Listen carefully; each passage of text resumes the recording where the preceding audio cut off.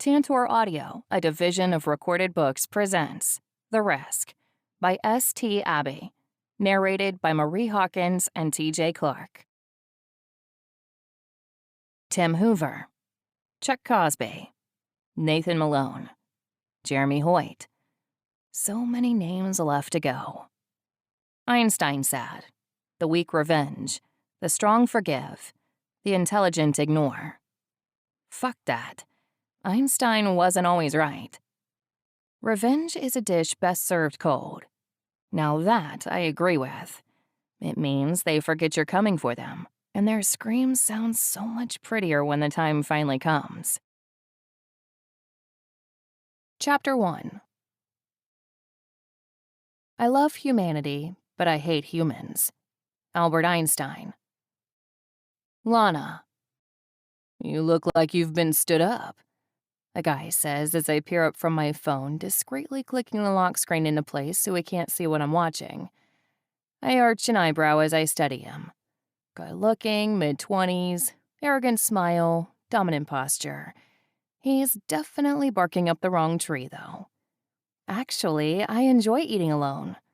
I tell him with a fuck-off sweet smile. He doesn't take the hint because his eyes narrow with determination. Alphas prefer a challenge. I should have known better. I'm Craig, you're... He lets his words trail off as he rakes his eyes over me, but I say nothing before sipping my coffee.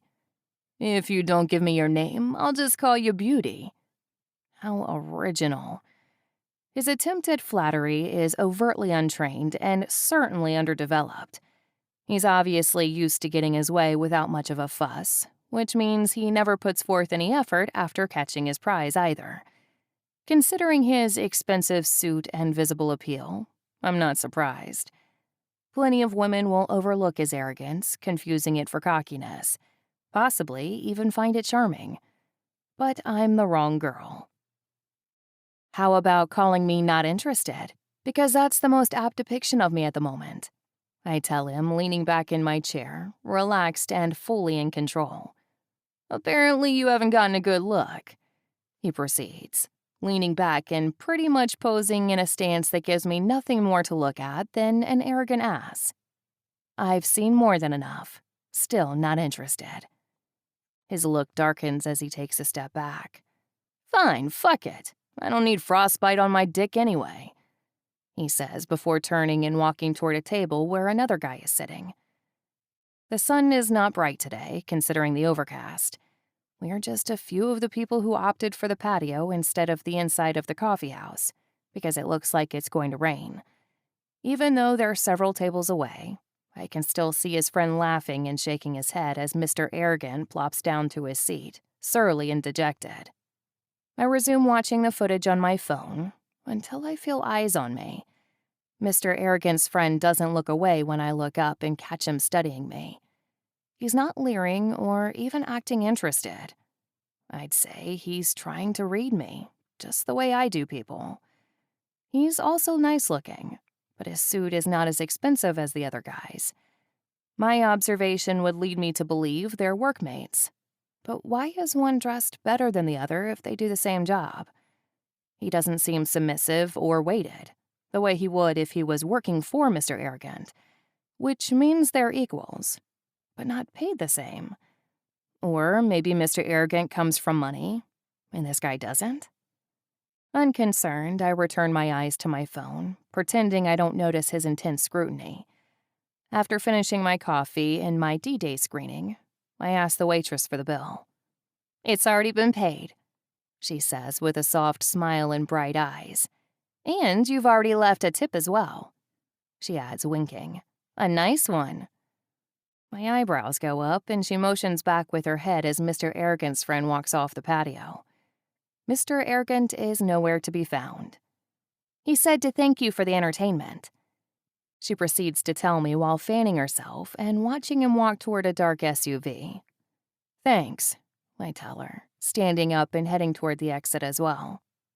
No flirting, no leering looks of longing, and no waiting around to see if I would come to him after he paid for my food. I don't like it when people are nice for no reason. Saying I was his entertainment isn't enough. My eyes trail after the silent guy, watching him as he lingers by the SUV, speaking over the phone too quietly for me to hear his words from this distance. I also spot Mr. Arrogant, who is chatting up a pretty girl near the store down the sidewalk. She seems far more interested than I was. Deciding to appease my curiosity, I head over to the silent guy just as he ends his call. His eyes snap up to mine as I approach, and his eyebrows raise as I pull out a 20. I don't let strange men pay for my food. My mother taught me better.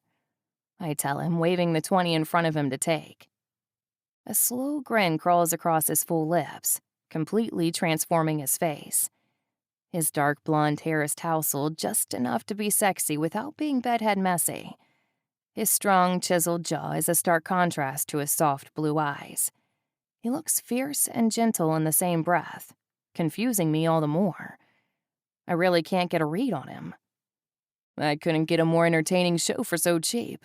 Trust me, it was worth the small bill, he says with a shrug, pocketing his hands and phone, making a stance that he won't take my money without using the actual words. But I'm persistent, and I wave the 20 again. I still have my rules. Thanks, but no thanks. His grin only grows. You always so defensive, he muses. Are you constantly worried about the intentions of others? Or is it an extreme feminist position that keeps you on edge about a man doing something as mediocre as paying for your coffee and muffin? He is reading me. I knew it. The cheap suit suddenly makes sense, along with the dark SUV. You're FBI, I note, taking in the fact Quantico isn't too far away. His grin broadens. What makes you think that? You're profiling me for one, which would likely put you to be somewhere in that field, given the ride and attire. Your friend has an expensive suit that he wears to impress, but yours is less flashy. Your posture around him and good-natured ribbing towards him leads me to believe you're equals, despite the financial difference. So I'm assuming he comes from money and you've earned your own way. The SUV isn't a standardized version. The blacked-out windows are too dark to be legally tinted, but I know the FBI are given certain leniencies due to security risks. So am I right? I really hate the way he continues to smile, as though he's only more intrigued instead of freaked out. I wanted to freak him out. You are not a paid profiler, not FBI, and not affiliated with any military unit, he says, confusing me. Your outfit is bohemian chic, meaning you're less worried about your outward appearance and more concerned with comfort. You sit alone by choice and dismiss any attention sent your way. At first glance, you're too feminist for your own good. At second glance, you're someone who is hard to get close to because trust isn't something you share too often. It keeps you from being hurt by people, but it also keeps you from having anyone in your life. At night, when you close your eyes and allow yourself to be vulnerable, that's the only time you dare to wonder what it'd be like to be with someone. I swallow down the knot in my throat. He's too dead on. I shouldn't be so easily readable. I've trained against it for years. No pets, given the fact there's not any pet hair on you, unless you have those who won't shed. However, I don't see you allowing yourself to become attached to an animal when you know you'll most likely outlive it and have to deal with the heartbreak of losing said animal. You're detached by necessity, most likely a painful past that pushed you into this direction. A loss, perhaps. Maybe more than one loss. Maybe pushed into solitude by life and staying there by choice. When my heart thumps in my chest and I take a shaky step back, his eyes soften even more. Sorry, I went too far. I apologize, he tells me just as Mr. Arrogant returns. Haven't lost my edge. That chick was just... His words die when he sees me in an eye lock with Mr. Profiler. I feel exposed, vulnerable, and out of my element. I'm not used to that. I've worked so freaking hard to be a fortress of impossible reads. He just unraveled my confidence with one pull on the right thread. Grab a few bottles of water. Long ride, he tells Mr. Arrogant without looking away from me. I don't know if he leaves or not, because I'm too busy staring right into those gentle blue eyes that really do seem remorseful. Life sucks, he says randomly. Then you die. Might as well live while you're still alive," he adds, sounding completely less insightful than earlier. It's enough to break the tension, and an unexpected smile slips free from me. He winks as he leans over. "If you ever want help feeling alive, call me. I could use some life as well." When he draws back, I feel something in my hand, though I never felt him placing anything there. He walks around to the other side of the SUV, and I watch with rapt attention as he gets in. My eyes finally fall down to the card in my hand as Mr. Arrogant returns to take the passenger side. Logan Bennett. His number is attached to his name, and sure enough, he's FBI. When my gaze comes up again, he's leaning on the steering wheel, watching me. Mr. Arrogant's window is down and he looks annoyed. "Call me," Logan says, grinning before pulling away from the curb. Reality is merely an illusion, albeit a persistent one. Albert Einstein said that. My father always quoted Einstein as a way of explaining life when we struggle to understand it. I remember him quoting me that when our lives fell apart. He was hurting the worst and trying his best to soothe me. Einstein isn't helping me understand how easily I was just read, or how vulnerable and exposed I feel in this moment. My phone buzzes in my hand and I look down, seeing the alert I set. I have to be cold. I need to be cold. Anything less could fracture the shell in place that I need to execute the plan I've worked too hard on for too long. Shaking off the residual weakness, I blow out a harsh breath and walk to my car. I drive 15 miles, find the house I'm looking for, and drive on by. I wait until I'm parked in an abandoned barn before I put on my gloves, suit, and heavy men's boots. I also strap on the backpacks weighted down with rocks. One on my back and one on my front. Stealthily, I walk toward the house, slip open the door, and silently remove the backpacks, putting them down with careful ease to a chair. My purse has everything I need in it, so I keep it on me. The heavy shoes come off next, and I silently place them on top of my backpack. Movement upstairs draws my attention, and I slowly make my way to the staircase, careful to keep my steps light and silent. I've examined the floors for a month, finding every spot that creaks or groans. I know his routine better than my own. Just like I know in 5 seconds, the water will come on. Sure enough, the old pipes in the house clink as water shoots through them, and that's when I make my way up the stairs, ignoring the way they creak, because I can't hear a thing with that loud shower. When I reach his room, my eyes dart to the bed. I know he's single, but I always worry about stumbling across an unplanned woman. I watched the cameras from my phone, and they showed no woman here, but it's still a thought that always plagues the back of my mind. I breathe out in relief when I see no signs of an overnight guest. Just Ben and his usual messy home. The shower cuts off, and I'm already in position, ready and waiting. Life would be simpler if I could use a taser or sedatives. It really would. Just as he walks through with a towel around his waist, my knife comes down, slicing hard against the Achilles heel. Screams pierce my ears, and I realize that moment of weakness with Mr. Profiler earlier doesn't affect how pretty the screams sound. I've worked too long, too hard, and too endlessly for this. I should have known one man couldn't take away my edge. Ben falls to the floor, crying out in agony while clutching his foot. The towel flaps off, exposing every naked inch of him to my eyes. It makes my stomach roil. But the terror in his eyes? That gets me high. "What the fuck? Take whatever you want!" he shouts, sobbing as I approach, watching me with those wide, terrified eyes. I get off on the terror. I want him to cry for much, much longer. What I want is for you to know my name. I say quietly, eerily. His eyes grow even wider and he pales when I hold the bloody knife up and run my finger along the backside of it. "Please don't!" he begs, trying and failing to stand up. He'll hit me if he gets the chance. I'm not stupid enough to get that close just yet. I pull the wire from my back pocket, and I watch him as he watches me. "Don't recognize me, Ben?" I ask mockingly, cocking my head. 10 surgeries ago, he might have recognized me immediately. No, no, he cries. I don't know you. You have the wrong person. I squat down, noticing the way his gaze shifts. He's preparing to attack me now that I'm in this position. He finds it a vulnerable mistake on my part. If he only knew. I was a 16-year-old little girl the last time you saw me, I say with a dark smile. I'm all grown up now. Wanna play? The last 3 words are what triggers recognition. I see it in the way his pupils dilate. His nostrils flare and a sense of understanding washes over his features. You, he whispers. No, you look nothing like her. She died, he adds in the same hushed tone. I survived, I say back, watching as his fear slowly starts to fade, just as I knew it would.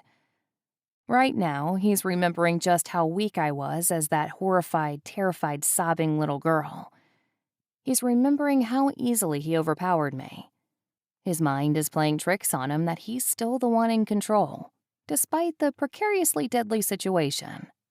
You took 3 turns, I go on, staying poised and ready, but outwardly displaying a weakness I don't truly have, allowing his mind to continue to revert back to that night 10 years ago.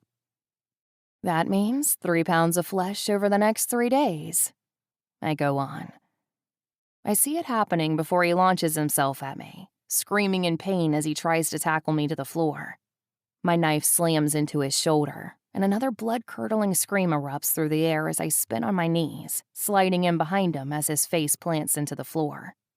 My hand is still holding the knife, and I rip it away in less than a blink, almost simultaneously tossing the wire around his neck, winding it tightly. Then I choke him, reveling in the pain sounds, until he grows limp and unconscious, riding the line of life and death. With the blood loss, he's too weak to fight back. It'd be so easy to kill him right now. But death won't come too soon. I don't believe in mercy. 3 pounds of flesh will be extracted while he's awake. He'll beg and plead. He'll pray to pass out. But he will feel it all, just like we did. Chapter 2. As a human being, one has been endowed with just enough intelligence to be able to see clearly how utterly inadequate that intelligence is when confronted with what exists. Albert Einstein. Logan. I finish off my croissant while staring at the gory crime scene photos. Blood is smeared across the walls with a paintbrush, just like the other 4 cases we've managed to link together. It's one of the few things that remains consistent. The unsub always paints a wall red with the victim's blood. How can you eat while seeing that? Elise asks, while wrinkling her nose and sitting down on the edge of my desk. Ignoring her question, I ask, what did they find out about Ben Harris? The ME estimated that he was tortured for at least 3 days. He has parts of him that have been cut off, just like the others, including the penis, she sighs. That has me cringing, just like any man would. One of these images is supposed to be a dismembered penis. His fingers were all cut off, she goes on, pointing at one picture that was snapped of 10 severed fingers lying on the ground. His chest was slowly pulled off piece by piece. The unsub stopped the bleeding each time by using a barbaric method of cauterization. He wanted the victim alive for those 3 days specifically. His penis seems to be the last thing to have gone. Ligature marks were found again, and chains were hanging from his basement rafters. We think the unsub stayed true to his profile, leaving the victim strung up in their own home. So far, all the men have had isolated homes, too far away for any neighbors to overhear or see anything. And he's not devolving either. His strikes are controlled, well planned out, and meticulous in detail, even if we don't understand the details. The unsub should be a female, considering the groin mutilation and all the kills, Craig says, shuddering as he walks up on our conversation. Only a woman could handle cutting off a man's junk. Women serial killers statistically don't torture. They're actually far more efficient and harder to track down because of that, Elise says dismissively. Well, he has to be impotent. Most serial killers are. Alan chimes in, joining us. There's a reason he and Craig are not profilers. I think he's more of a sexual sadist, Elise explains. Impotence likely plays a part, but just calling them impotent isn't a profile. So, an impotent sexual sadist? Craig asks, confused. Sexual sadists are often impotent, and they seek out their sexual release through the torture. No signs of rape were found, but it's likely the unsub hasn't evolved and grown the confidence to rape the men yet. So, a gay sexual sadist, Craig goes on, still lost. Yes, Elise says, nodding. All of the male victims were straight, according to witnesses. If they were gay, that theory would make more sense, I add. All 5 men were from the same town, yet no one can think of any man who might want to kill all 5. However, I know we're missing something. Footprints are a size 12 man's shoe made in the dirt on the way to the house. The footprint is solid from heel to toe. Our field expert says that the unsub weighs between 210 and 215, Elise announces. He'd have to be physically fit to be able to overpower these men the way the unsub has, and very built, most likely. The unsub is overpowering them with sheer brute force. Originally, he was only killing alphas, which led to the profile being an alpha serial. But Ben, although physically fit and strong, was very submissive in his line of work. It was why he was so successful, because he liked being in the background instead of in charge. Sexual sadism is far more likely since the last kill. There may be a sexually frustrated trigger, which should narrow down our search. We should also adjust the profile. What else do we know about the victims? These guys were tops of their classes in college, but they were all different ages, from 23 to 28. Victimology only links them through the town and through their isolated homes. They haven't kept in contact, even though they were all friendly when they still lived in town. It's possible the unsub hates the whole town, but why? Is it part vengeance? Possibly, I say, more to myself than to Elise. 1 kill in Boston, 1 kill in Denver, 1 kill in Long Island, 1 kill in Maine, and now 1 kill in our own backyard in Virginia. This guy is all over the map, shitting all over a normal hunting ground pattern. It would seem random if we hadn't made the connection to the same hometown, but not the same school. 3 of them went to a private school 2 towns over, so obviously this isn't an old grudge dated back to school ages, especially given the age gap in the victims that would put them in different grades, too. No kills have been reported in town, I groan. If it was just 2, I'd call it a coincidence. But it's 5 from that town, yet no deaths within the town limits. What do we know about the town? Small. Very small. 500 is the population. In the past 3 years, nothing of any real interest has made the news, other than a wolf that attacked a man in his cow pasture. Very religious town. Small religious towns are notorious for making it hard on gay males, especially small farm towns. You and Leonard head out there and see what you can find out. Ask about a physically fit male over 6 feet tall, aged 20 to 35, who might have been gay or showed interest in men. Given the religious aspect, it's doubtful he came out. Ask if anyone seemed to struggle or demonstrate a nervous tic frequently after having any sort of contact with an attractive male. All the males killed so far have been physically fit, single, attractive, and very promiscuous with women. It's possible the unsub had feelings for them at some point in time and retaliated for them not returning the same affections. I purse my lips, wondering what we're missing.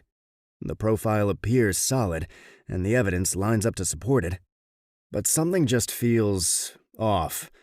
We should have made the connection sooner, but with all the kills so spread out over state lines, we just got wind of this 2 weeks ago, which was 2 weeks after the 4th victim. Anything else I need to note to the profile before we deliver it to the town's PD? Yeah, I say, sitting up as I study the photos. The unsub managed to enter each home without it looking broken into. Either the victims know the unsub and trust him enough to let him in, or they didn't lock their doors. Tell them this unsub would have had to be social with them in order to establish that rapport. Also, if we found out what trophy is being taken, the unsub has a personal attachment to these men, and has a sadistic fantasy he's playing out with each kill, though rape doesn't seem to be a part of the fantasy just yet. Obviously, he's getting off on the torture alone for now, but given the long gap between kills, he'd need something to hold him over. He'd definitely be taking a trophy. 1 month between each kill. The time frame hasn't been changed, and it doesn't look like the unsub is falling apart anytime soon, if ever. I was hoping for a rapid devolution that would cause him to start slipping up by now. We've checked the bodies over. All the flesh is left behind and the hair is intact. Also, none of the males were missing jewelry or other personal items, but we can't know for sure since they all lived alone and had no one to account for their belongings. We're missing something, damn it, and it's driving me crazy. Go home and get some rest. You've been here all night, Elise goes on, placing her hand on my shoulder. A mind works better after some rest. Dig deeper into the town's past. Something has happened there that we don't know about, and— Rest, she interrupts. I know how to do my job. You're useless if you don't sleep. Cursing, I stand up and close the file, packing it up as Elise leaves with Leonard to head up north to Delaney Grove. It's an odd town name, and I know I'll have to see it for myself to get any real answers. Just as I reach the door, Craig catches up to me. Did Frostbite Girl ever give you a call? He asks, sounding bored, but I know it still pisses him off that she blew him off and chased me down, even though he viewed the facts out of context and refused to take in the real process of those events. Again, that's why he sucks at profiling, but he's good at public relations. His place on our team. I open my mouth to tell him no, knowing it will make him feel vindicated and delighted, but my phone rings. My brow furrows when I see the unknown number, and I answer. Bennett here, I answer. You use your last name when answering a phone, as though the person on the other line might not know whom they've just dialed.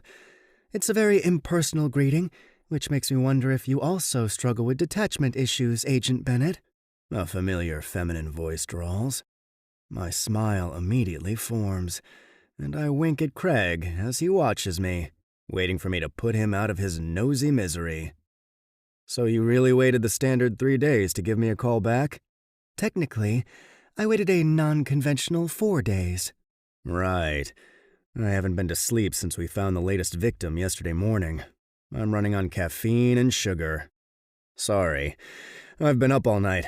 It's not another day until I've slept, so I'm still on day 3. Will I have to wait 4 days in between all your calls? Or am I allowed to use this number when I want to? I ask her, watching as Craig groans and huffs, pouting as he moves out of my way. Why have you been up all night? She asks, diverting the question I asked her. It's a typical reaction from someone with detachment issues. My job. I miss a lot of sleep and spend a lot of time on the road. I guess I need to say that now before asking you out on a date I may or may not have to cancel because of said job. I decide to toss everything out there right away, knowing she's already skittish and leery of trusting. The second I read her, she went from cold to haunted in a blink, and those haunted green eyes have been seared into my memory. With her defenses down, she was lost, almost worried about being hurt just from speaking to me. Call it a hero complex, but I found myself drawn to her right then. Good to know. I miss a lot of things too, and I keep weird hours. My smile only grows since she's opening up. What do you do? I ask her.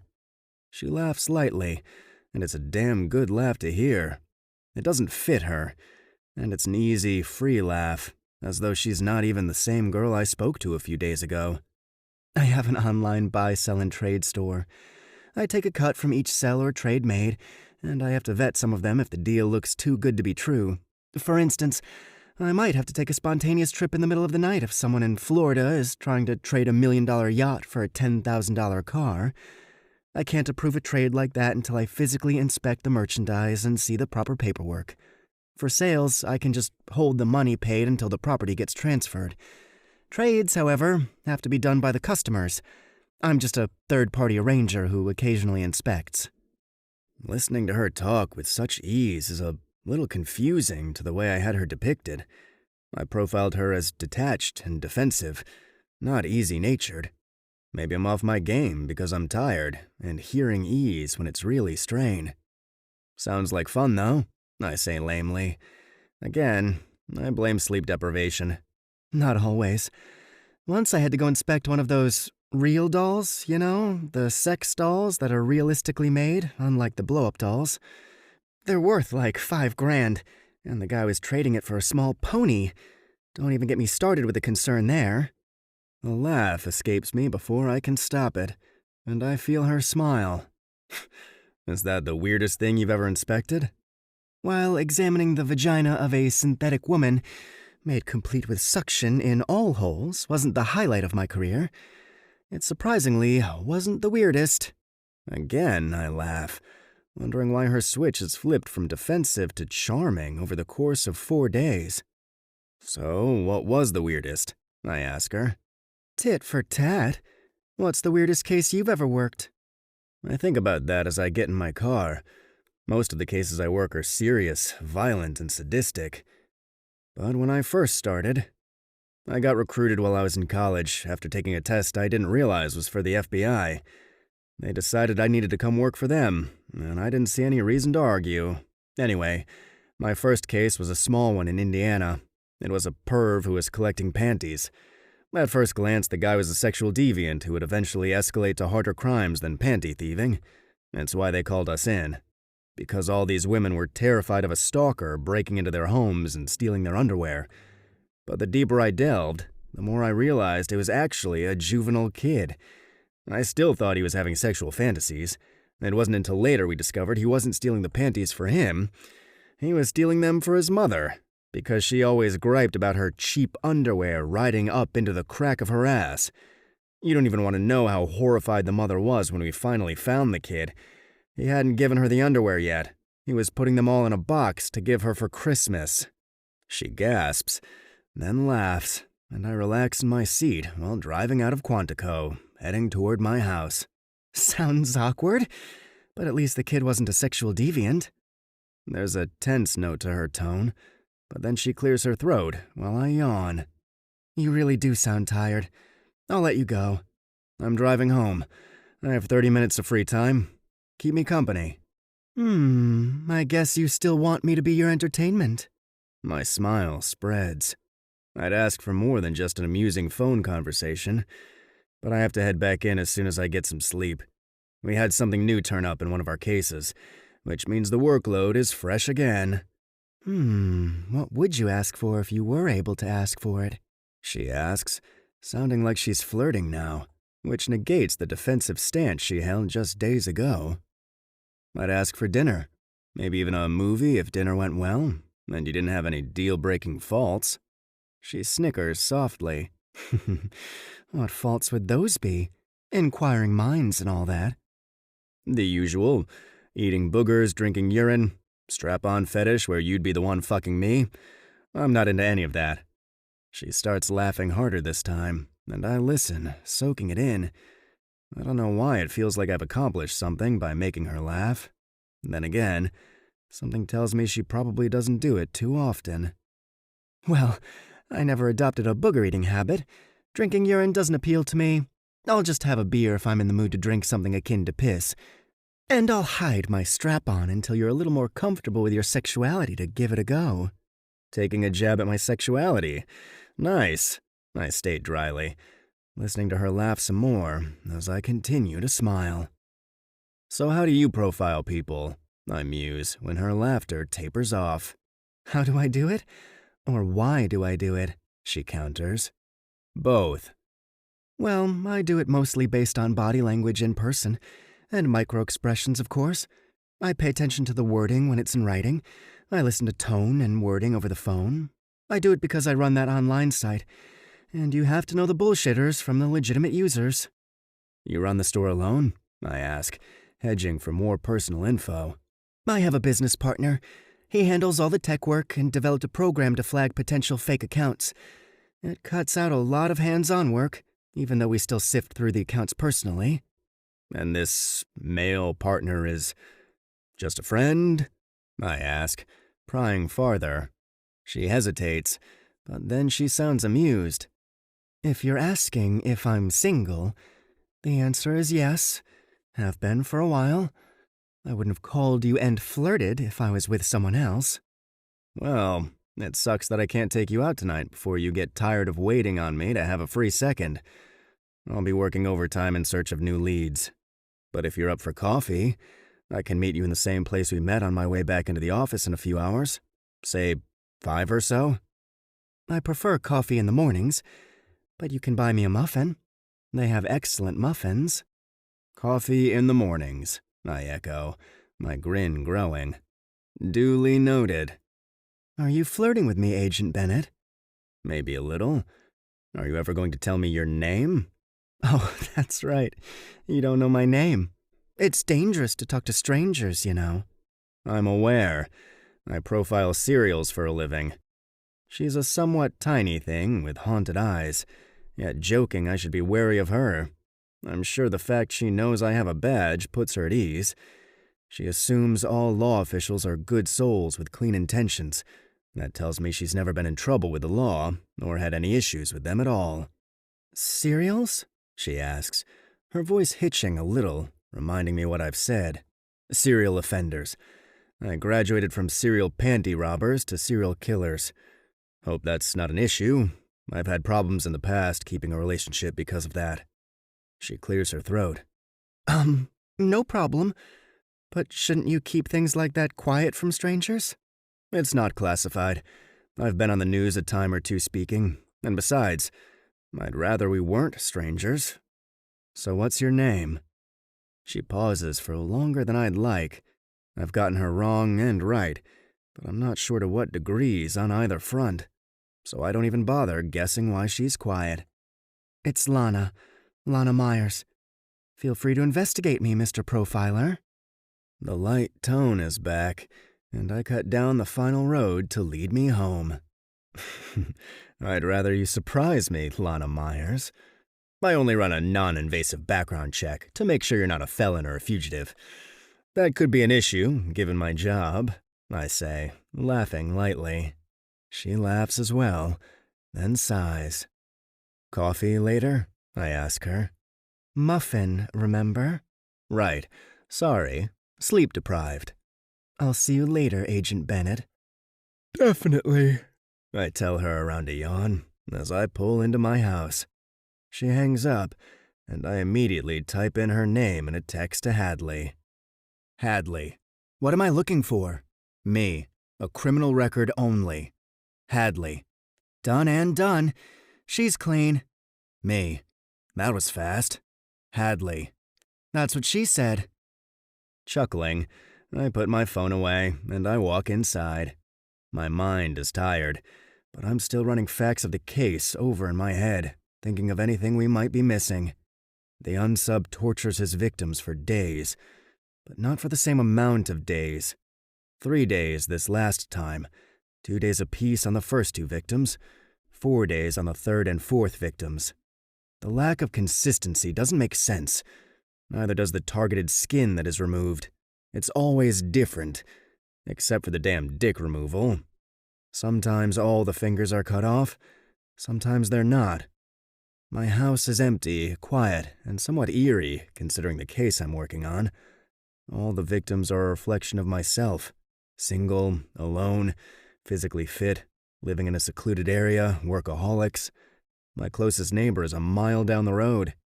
No one notices the victims missing for days on end. They all call into work. It's a taped recording of a man's voice, from what we can surmise, considering the words are exactly the same. None of the businesses record those calls, obviously, so we're having to trust the person who received the call. The last body was only found because one of his work colleagues came to find out why he didn't come to work on the 4th day and never called in for that day. It's depressing to know that no one outside of work notices them missing. The same would hold true for myself. My eyes scan my house out of habit, looking for anything out of place. Once I feel confident nothing has been disturbed, I take off my gun, set my alarm, and then I drop to the bed. My eyes close, and I expect to see the images of dead bodies like I always do. Instead, I'm lost in a set of haunted green eyes I'll be seeing later. Chapter 3. When you are courting a nice girl, an hour seems like a second. When you sit on a red-hot cinder, a second seems like an hour. That's relativity. Albert Einstein. Lana. It's after 5 when I start looking at my watch, wondering if I really am being stood up this time. I'm not sure what compelled me to call him, flirt with him, then agree to a date. Maybe it's because I need to feel less like a cold monster and more like a woman. I lived. Others died. I lived, yet I feel dead. Maybe I want to feel alive, considering my time may be limited. I should treasure every moment, when I'm not collecting on an overdue debt. It's not exactly romantic to think of a guy while you're slicing another one to pieces, but Logan was definitely on my mind during the 3 days I spent reaping the debt from Ben. Not in the dark recesses of my mind that are reserved for revenge either. No. Logan was in the good parts that I thought no longer existed. He awakened a long-gone light, as though not all the good inside me had been destroyed. Just as I'm about to text him and find out if he's okay, there's suddenly a body sliding into the seat in front of me, and my eyes pop up to meet a set of soft blues. I could stare at those eyes all day. The rest of him measures up to those perfect eyes, too. He's sin and pleasure wrapped in a package I'm tempted to peek at. "So sorry," he groans, motioning a waitress over. "There was a traffic jam. I actually had to abuse my power and hit the lights just to get through." My smile surprises me every time he makes me use it. "It's fine. I was just worried." I lie. Well, sort of. I was worried about him, and I was worried I'd been stood up. His grin is genuine and instant when he sees I'm not pissed, and the waitress shows up, ending the moment of two idiots grinning at each other. I honestly can't remember a time when my stomach was fluttering around. I was just a teenager when my life was shattered, and the illusion of normality forever stayed out of my grasp. This is the most human I've felt in so long, and it's just a coffee drive-by on his way to work. We both order, and the waitress walks away after giving him a quick once-over and winking at me as though she approves. Not that I need her approval. "So, what made you agree to meet me?" he asks, apparently skipping small talk. I guess that's wise, since our time will be limited. Not to mention, he interrogates for a living, so it's only natural to start a date out that way with him. I decide against telling him that he makes me feel like a woman instead of the monster I've had to become, since he'd sort of lock me up and throw away the key. "What made you want to ask me out?" I ask him instead. His grin spreads wider. "You're deflecting, but I'll bite. You've been in my head. Your turn," he says, leaning up on the table with his elbows. "You've been in my head, too." "Ah, see, that's cheating. You can't just parrot my words to keep from disclosing too much. That's a commonly used tool in a detached personality." "Stop profiling me," I say with a teasing smile, but secretly hoping he really does stop. What if he sees too much? What the hell am I thinking? This is the stupidest date I could possibly go on. I finally meet a guy I want to see, perhaps even date, and it has to be the one guy who could see right through me. He's studying me too intensely, but I keep my smile in place, hoping it doesn't seem strained. "Occupational hazard. I can't turn it off. I wish I could, but I can't." Great. He continues to await my reaction, and I try to think of how to properly react. How do normal women react? Do they gush and goo over his badge and skills? Do they get offended by his admission of constant profiling, feeling like he won't let them have that privacy? I have no idea. "How much has that affected your dating life?" I ask, deciding not to react at all and keep my expressions masked. He groans while shaking his head and leaning back. "More than I care to admit. Women prefer to tell me how they feel as opposed to me pointing it out. I've tried to stop but can't. Consider it a weird personality quirk. I was hopeful with you. You seem to do the same thing." His eyes find mine, and he really does seem hopeful. He's right. I do the same thing, but for completely different reasons. He serves justice the best he can. I serve revenge in the way it needs to be. "What's your dating life like?" he asks, probing once again. "Like a cobweb with a bunch of dead bugs in it?" Again, not the most appropriate answer. As the waitress comes and drops off our small order, I try to think of the best answer, waiting until she leaves to respond. "A little dry at the moment." "Ouch," he says, but he grins. "Well, not at this exact moment," I say, feeling that stupid, uncontrollable smile spread again. "So, tell me about you." He gestures toward me with one hand while using his other to bring the coffee to his lips. 26, new to the area, constantly moving, and I have an odd fixation with socks. "You?" He frowns, as though something doesn't sit well with him. "You move a lot," he asks, not answering my question. We do that to each other, I guess. Avoid answering questions to ask our own. "Yeah, I've lived in almost 30 states. Growing up was sort of boring. We lived in one town. It was small and everyone knew everything about everyone. After my parents died, it just got worse. Anyway, I've moved all over trying to find what feels like home." "Any luck here?" he asks, clearing his throat. "Maybe," I say with a shrug. I barely know him, so telling him he's the first thing that's piqued my interest this much would definitely be coming on too strong. "So your parents?" He lets the words trail off, seeming reluctant to fully ask what he wants to know. "Car accident." I partially lie, forcing a tight smile. "Sorry," he says, blowing out a breath. "It was years ago. Now, about you?" I muse, desperately ready for a subject shift. He flashes me a smile, but it doesn't reach his eyes. 29. I own a house on a quiet piece of land. It was my stepdad's, but he left it to me before he died. My mother is living with her newest husband in Miami, so it's just me." "What about your birth dad?" I realize too late that I shouldn't be prying that deep, when I don't want him prying too. Neither of us gets the chance to pry. His phone chirps, drawing his attention to it, and he sighs in a way that probably means our short and sweet talk is over. "Fuck," he says under his breath, causing my lips to twitch. It's just a word, but I was starting to worry that he was a total choir boy. His eyes pop back up to meet mine. "I hate to leave this early, but it's fine," I interrupt, ignoring the small pang of disappointment.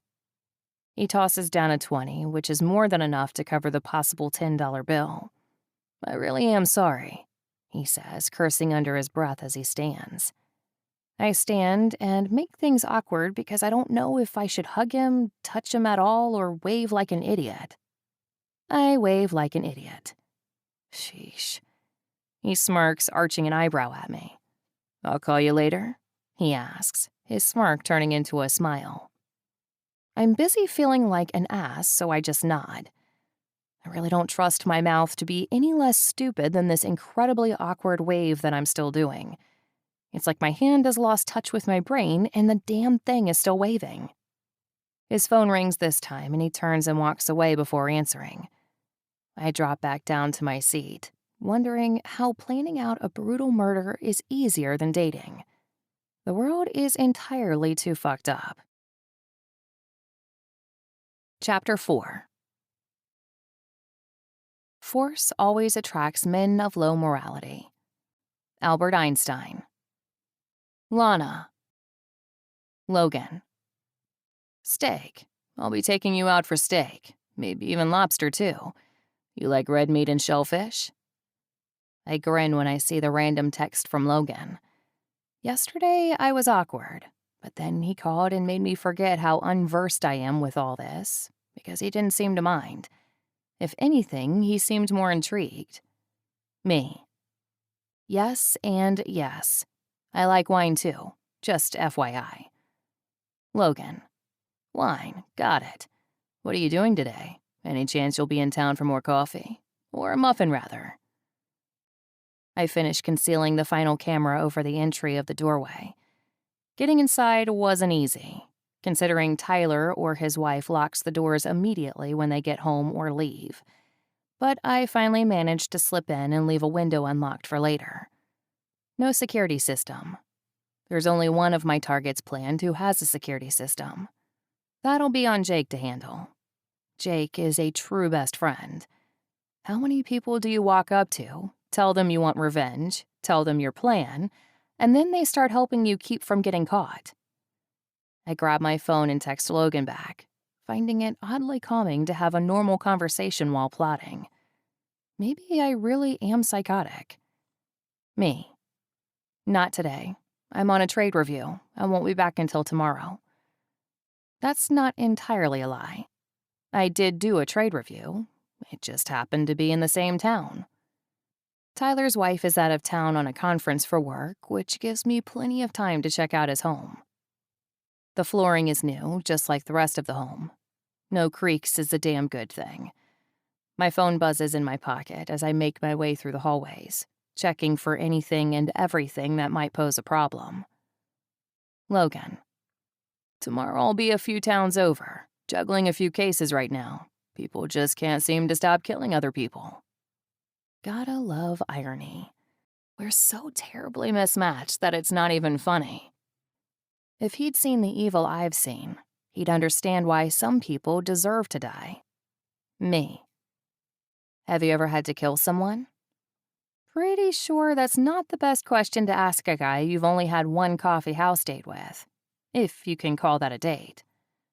Logan. Many times. Not all cases end with the perp in jail, unfortunately. Well, he's killed numerous people the same way with the same methodology and reasoning. So, technically, he's a serial killer too. It's logically truthful. Other than wearing a badge to find it legally justifiable, we're the same. Well, I torture my victims first, but that's just nitpicking at facts. Logan.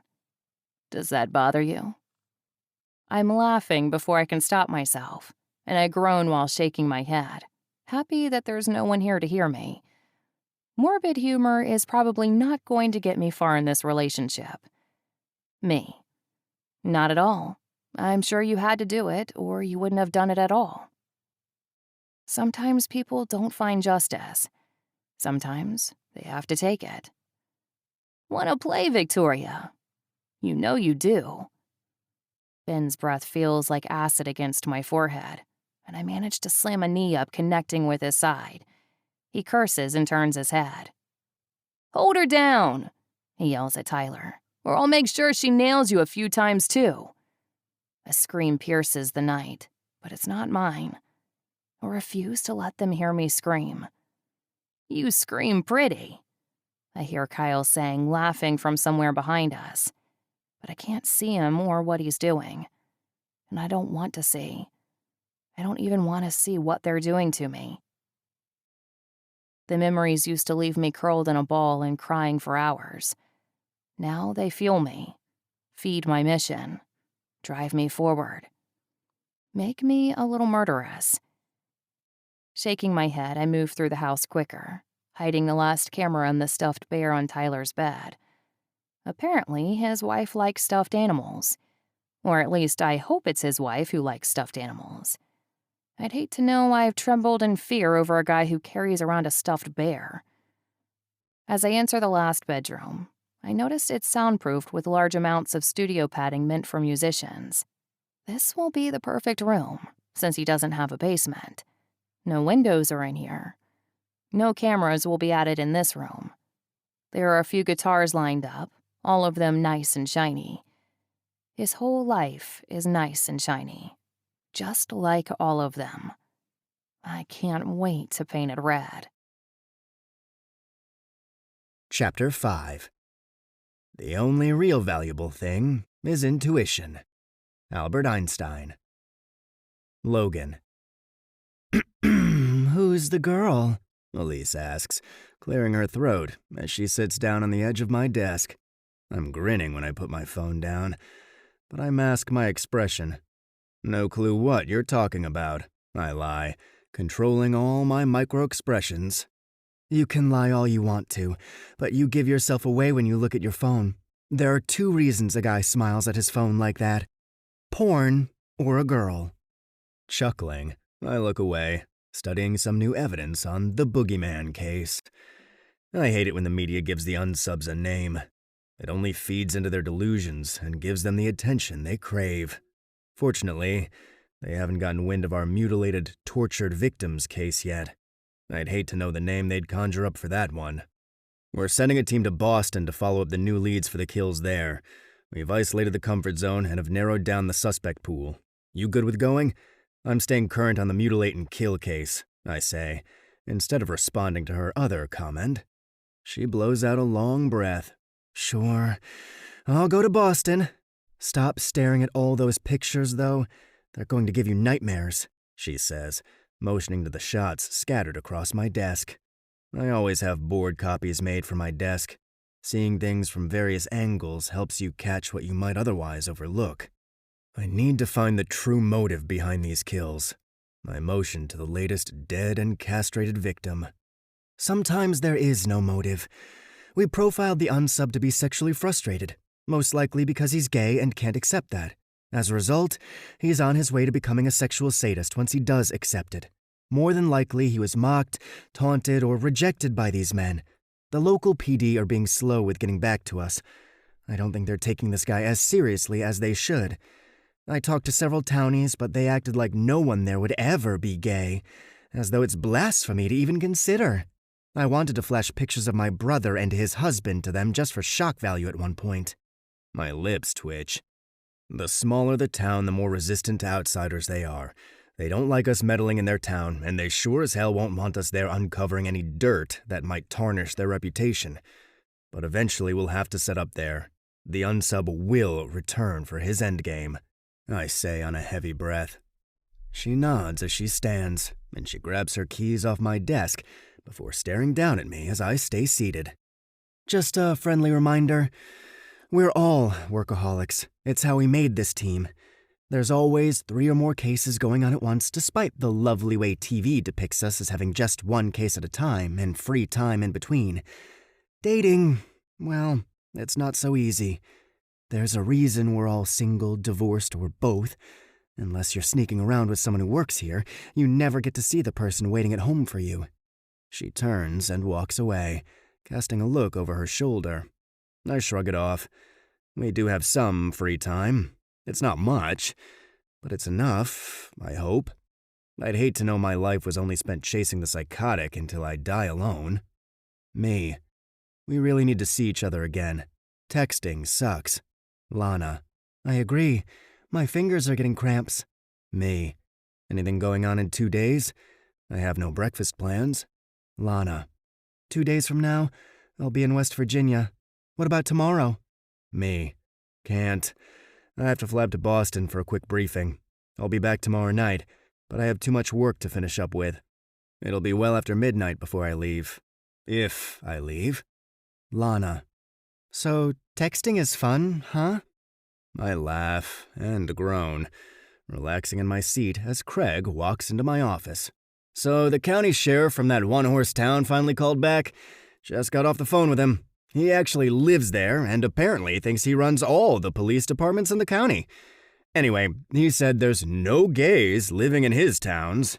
Those are for city folk who forgot how to be men and women. Craig rolls his eyes, and I curse. Repression is a breeding ground for serial killers.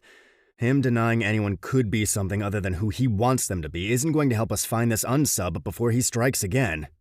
I said almost the exact same thing, but he didn't budge from his stance. He thinks it's a coincidence those poor boys got killed. He blames it on moving away from home because the rest of the world is full of evil. Pretty sure he's working with a cult mentality. And I wouldn't be surprised if all the small towns he's sheriff over drink that water. We're going to have to profile the whole town if someone doesn't talk, I grumble. You think the unsub is still a resident there? He asks, as he takes a seat in front of my desk. I think it's unlikely, but possible. We don't have enough information to use for a more specific profile. He steeples his hands in front of his mouth, his eyes vacantly staring at the top of my desk. The media will spin all sorts of theories if they get a hold of this story before we're ready to deliver a concrete profile. he says absently. Well aware. At least we know the sheriff isn't going to be spreading the story before we're ready. He nods, still staring at nothing in particular. I don't get how you do it, he says, moving his eyes away from one of the photographs. How do you get inside someone's head that is this sick and sadistic? How do you handle 1,001 questions from the media? I ask with a shrug. We all have our strengths. I don't get inside their heads. I crawl into their psyche. It's the only way to understand their delusional mentality, because you can't think like a rational person would. A convoluted mind is one that forms its own reality. That's why I need to know more about these kills. He's not leaving behind enough clues to piece together the puzzle. Chapter 6. I admit that thoughts influence the body. Albert Einstein. Lana. My life has started revolving around the chime of a phone. Well, for the past 5 months, it's been like that, but a different phone. Usually, it's the cloned phone that has me leaping and rushing around to grab it, not my actual phone. Not until Agent Logan Bennett a couple of weeks ago. Logan. Craig just asked if you were gay. Me. Who's Craig? Logan. You have no idea how much I enjoy that answer. In fact, I just drew a few curious looks about why I'm laughing. I have no clue why he finds that so funny. Me. Seriously, who's Craig? Logan. I really want to see you again. Me. Well, let's just both quit our jobs so we can finally have a date. Logan. With the dead ends I'm finding in all my cases, I'm starting to wonder if it isn't time for a career change. Me. If it makes you feel any better, I contemplated a career change too. Met a guy yesterday who was trading all his wife's dildos for a pressure washer. The wife was furious when I showed up to inspect the quality of her toys. At least that's true. I hate the times I have to lie to him. Logan.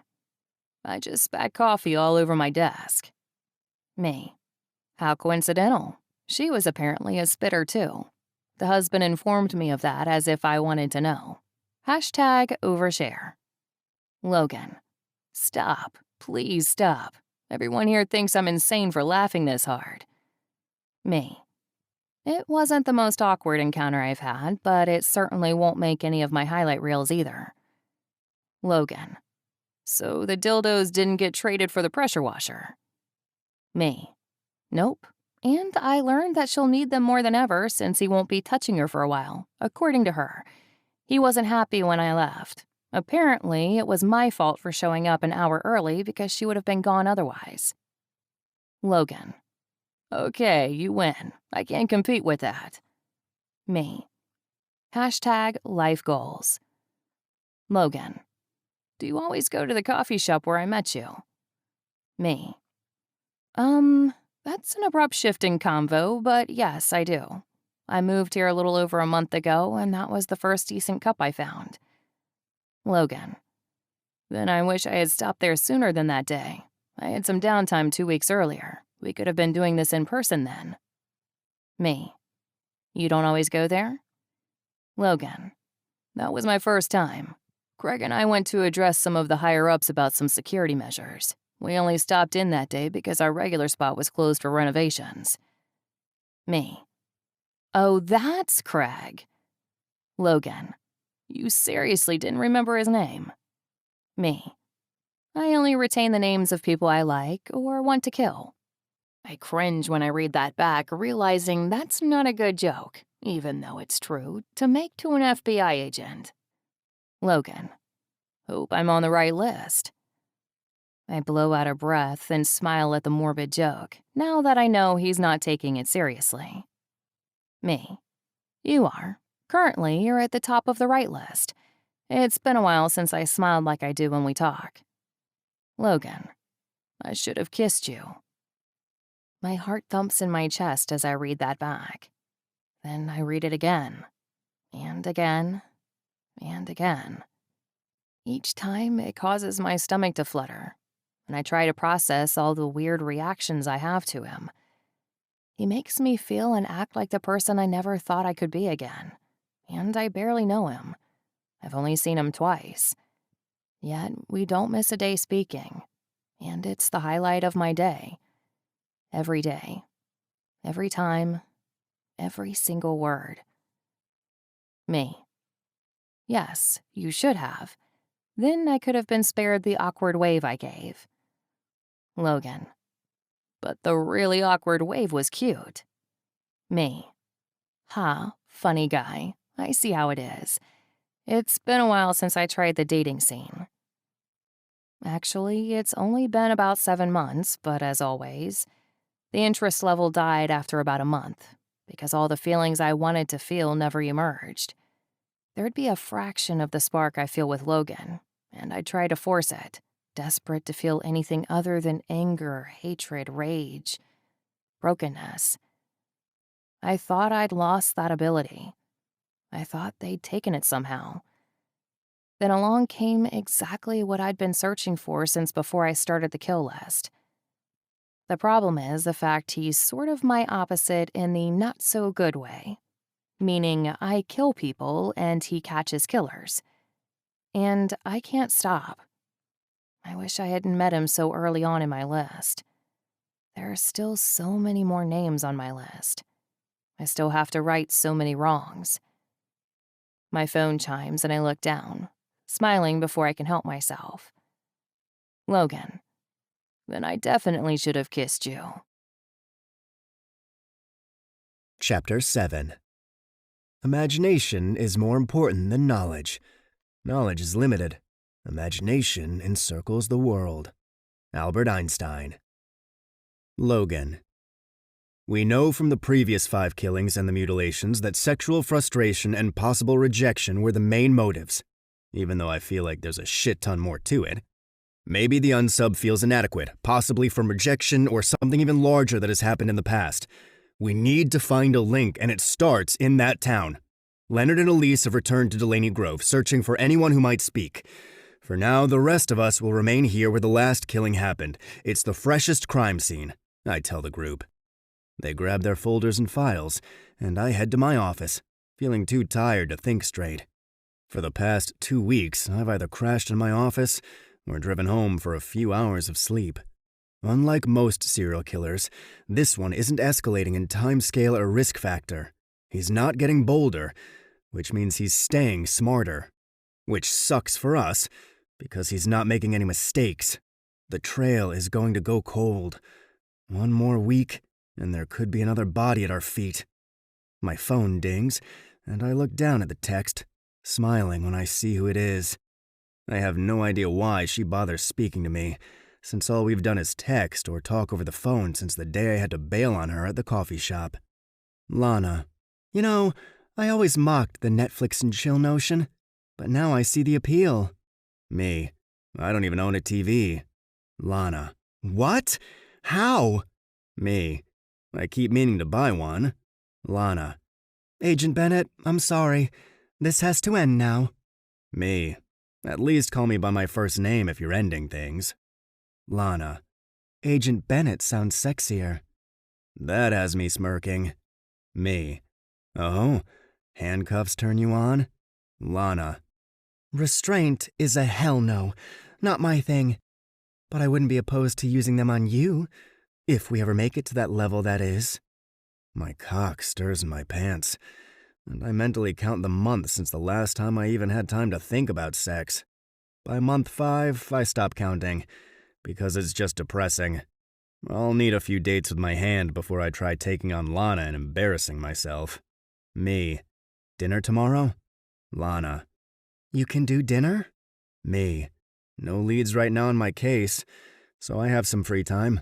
It won't be much free time, but it has to be better than texting all the time. Lana. I'm not sure about the protocol in this situation. My brow furrows as I read her last text. Me. What protocol? Lana. Am I allowed to say yes to a last-minute dinner invite, or is it frowned upon to seem readily available on such short notice? Winky face emoji. That has me smiling and laughing to myself as I sit back and look at the clock. It's after 9. but I really want to see her right now. Me. It'll be a lot of short notices for me, so I hope you're the kind of girl who can be readily available. Hopefully that sounds better aloud. Lana. It sounds... Yeah, no, it doesn't sound good. But I get what you mean. Yes, to dinner. Smiley face emoji. I hope to leave with more than an awkward wave this time. I fist pump the air, then look up to see a few curious eyes on me through my open office door. Feeling like a 14-year-old jackass, I message her again. Me. I won't walk away with just a wave this time. Who knows when I'll see you again, or if you'll continue to deal with my shitty schedule. Lana. My schedule is pretty shitty too. Me. Is it wrong that I'm tempted to ask where you live so I can subtly swing by tonight with the excuse I was in the neighborhood and thought I saw someone too close to your house? Lana. Is it wrong that I hope you'll break some rules, find my address, and do just that? Groaning, I glanced at the time, then at my computer screen, deciding to totally abuse my privileges. I do look up her address, but that's all I research. Grabbing my phone, I pull up my GPS, grab my go bag from the office, and jog down to my car. Since it's wishful thinking and incredibly presumptuous to bring a bag, I toss it in the back, hoping she doesn't notice it, and realize I'm expecting a lot more than I should be. Obviously, I'll leave as soon as I get there if she wants me to, but I'm really hoping she doesn't want me to leave. Because Lana Myers has been in my head since the day I met her. And it'd be nice if someone noticed I was missing. Chapter 8. To know the secrets of life, we must first become aware of their existence. Albert Einstein. Lana. I stare at my last text and the empty space below it, because he never messages back. Seriously, I suck at flirting. Groaning, I get up, flicking a gaze over at the monitor on the wall. Tyler walks around in front of the camera in just his boxers, smirking as he texts someone. My secondary phone dings right on cue, and I look down and read the messages he's sending to a girl named Denise. Tyler. What are you wearing? I'm thinking of you. I roll my eyes, hoping Denise tells him to fuck himself, but she doesn't. It's hard to watch them live their lives for a month. I have to watch them loving the freedom they stole from me, the freedom they stole from us.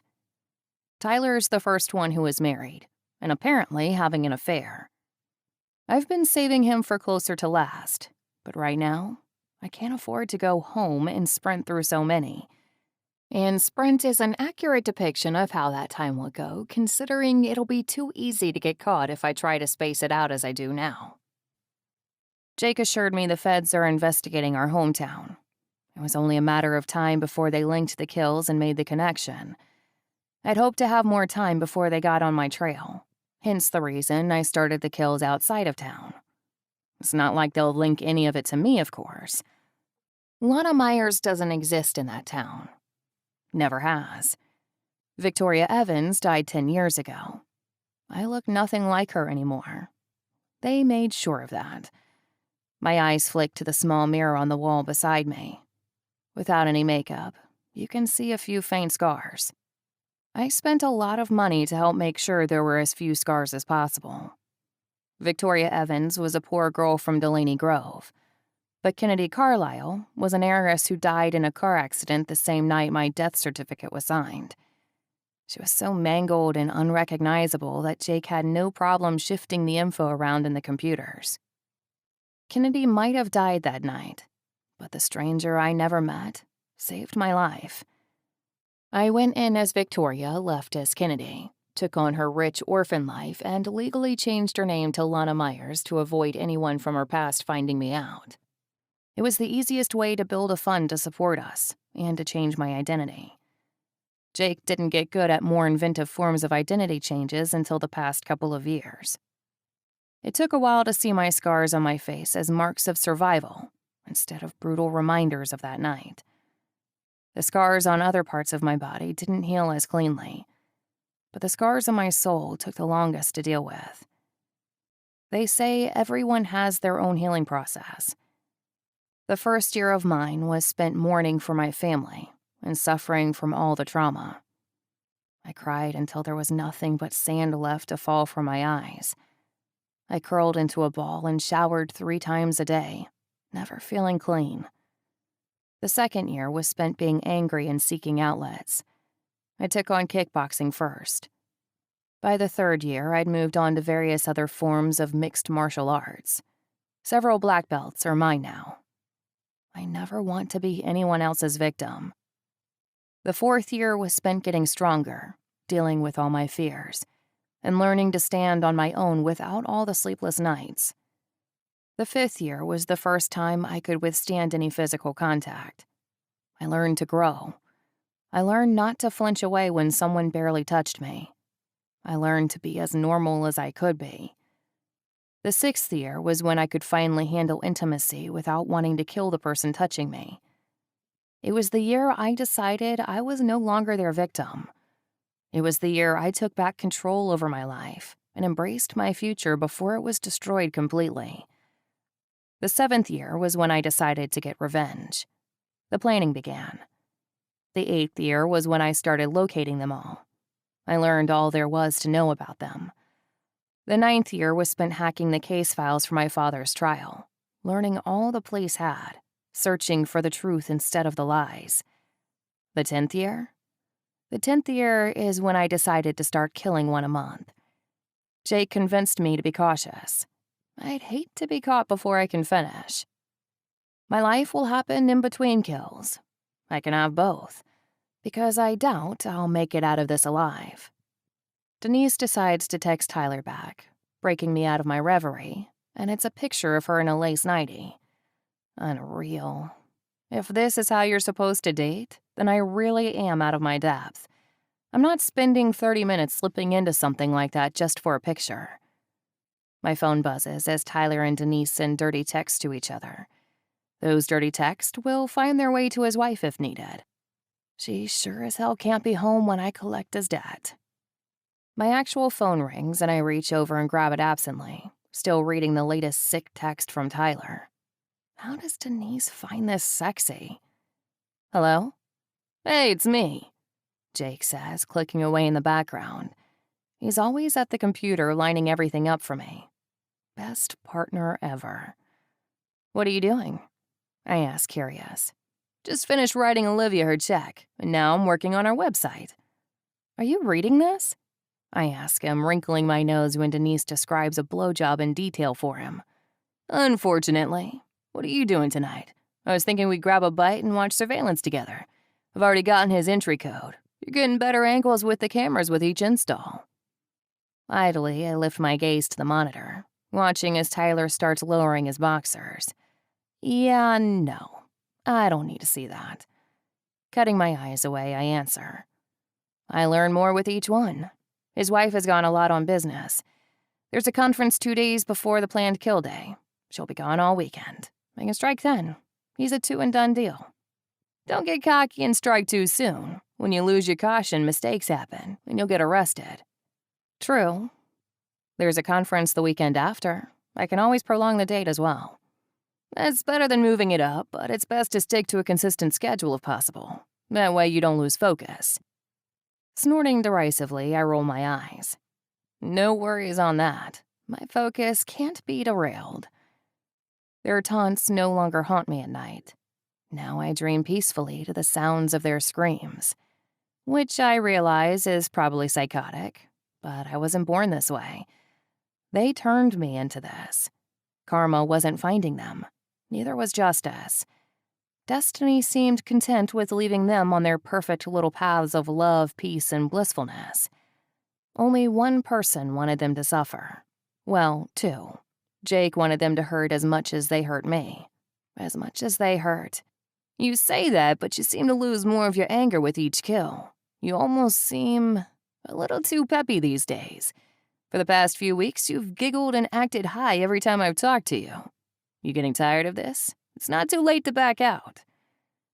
That has nothing to do with the kills. It has everything to do with Agent Bennett. Not that I'll tell Jake that. He'd flip his lid if he knew I was.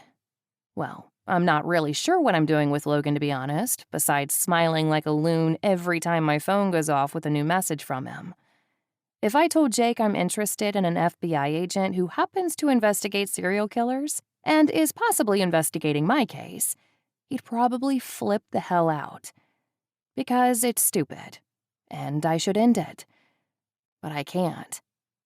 When you go so long feeling cold and detached, then a complete stranger ignites the dormant feelings you thought were forever gone.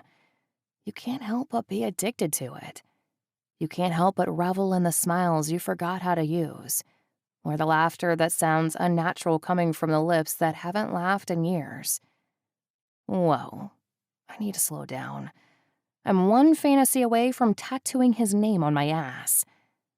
I can't help but wonder how things might have been if my past hadn't been derailed and clusterfucked to hell and back. I think he would have really liked the old me. I was clever, funny, quick-witted, and slightly dramatic. I also cried if I accidentally killed a bug. Now I'm a 5'4" package of vengeance that no one sees coming. I'm peppy because it feels good. Maybe it's a high from the adrenaline or something. I lie. Really? He asks, sounding confused. I know Jake supports what I'm doing. He was there. He helped me pick up all the pieces and glue them back together the best he could, even though I could barely stand to be around anyone. But he doesn't want the grim details, and I doubt he feels comfortable with me telling him it makes me feel like a goofy grinner, even though it isn't the kills making me a goofy grinner. But I can't give him the true facts, because World War III and all that. I don't want him to talk me out of Logan when I've almost done it to myself too many times. Really? I lie again. I really hope I flirted right with Logan. I thought I was following his lead. He often gets called away during the middle of our texting sessions, which means it could be hours before he texts back. So I try not to overthink it. My eyes flick back to where Tyler is already cleaning up. He's just as quick as I remember. 1 more week until kill day. I still think you should have nixed the castration. If they dig too deep into the town's history, they could eventually unravel it all too soon, Jake says, reminding me he's still on the phone. You remember what they did, right? I want them to feel the worst pain imaginable. I want to remove that last ounce of power, that last shred of dignity. Blowing out a long breath, I listen to him grow silent on the other end. When he continues to hold his tongue, I try to put his mind at ease. Even if they did figure out a ghost rose from the dead, I take plenty of forensic countermeasures.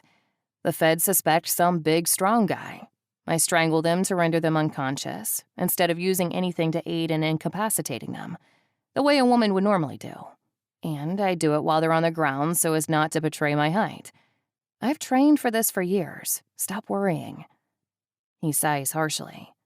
I hate you leaving the bodies there for them to find. I'd prefer it if you took them to an isolated, controlled location than dumped the bodies somewhere they'd never be found.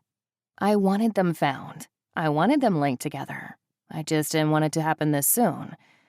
I want them scared when I start dropping lower on the list. By the time I reach Kyle, I want him to be crying in fear. That's why I'm saving him for last.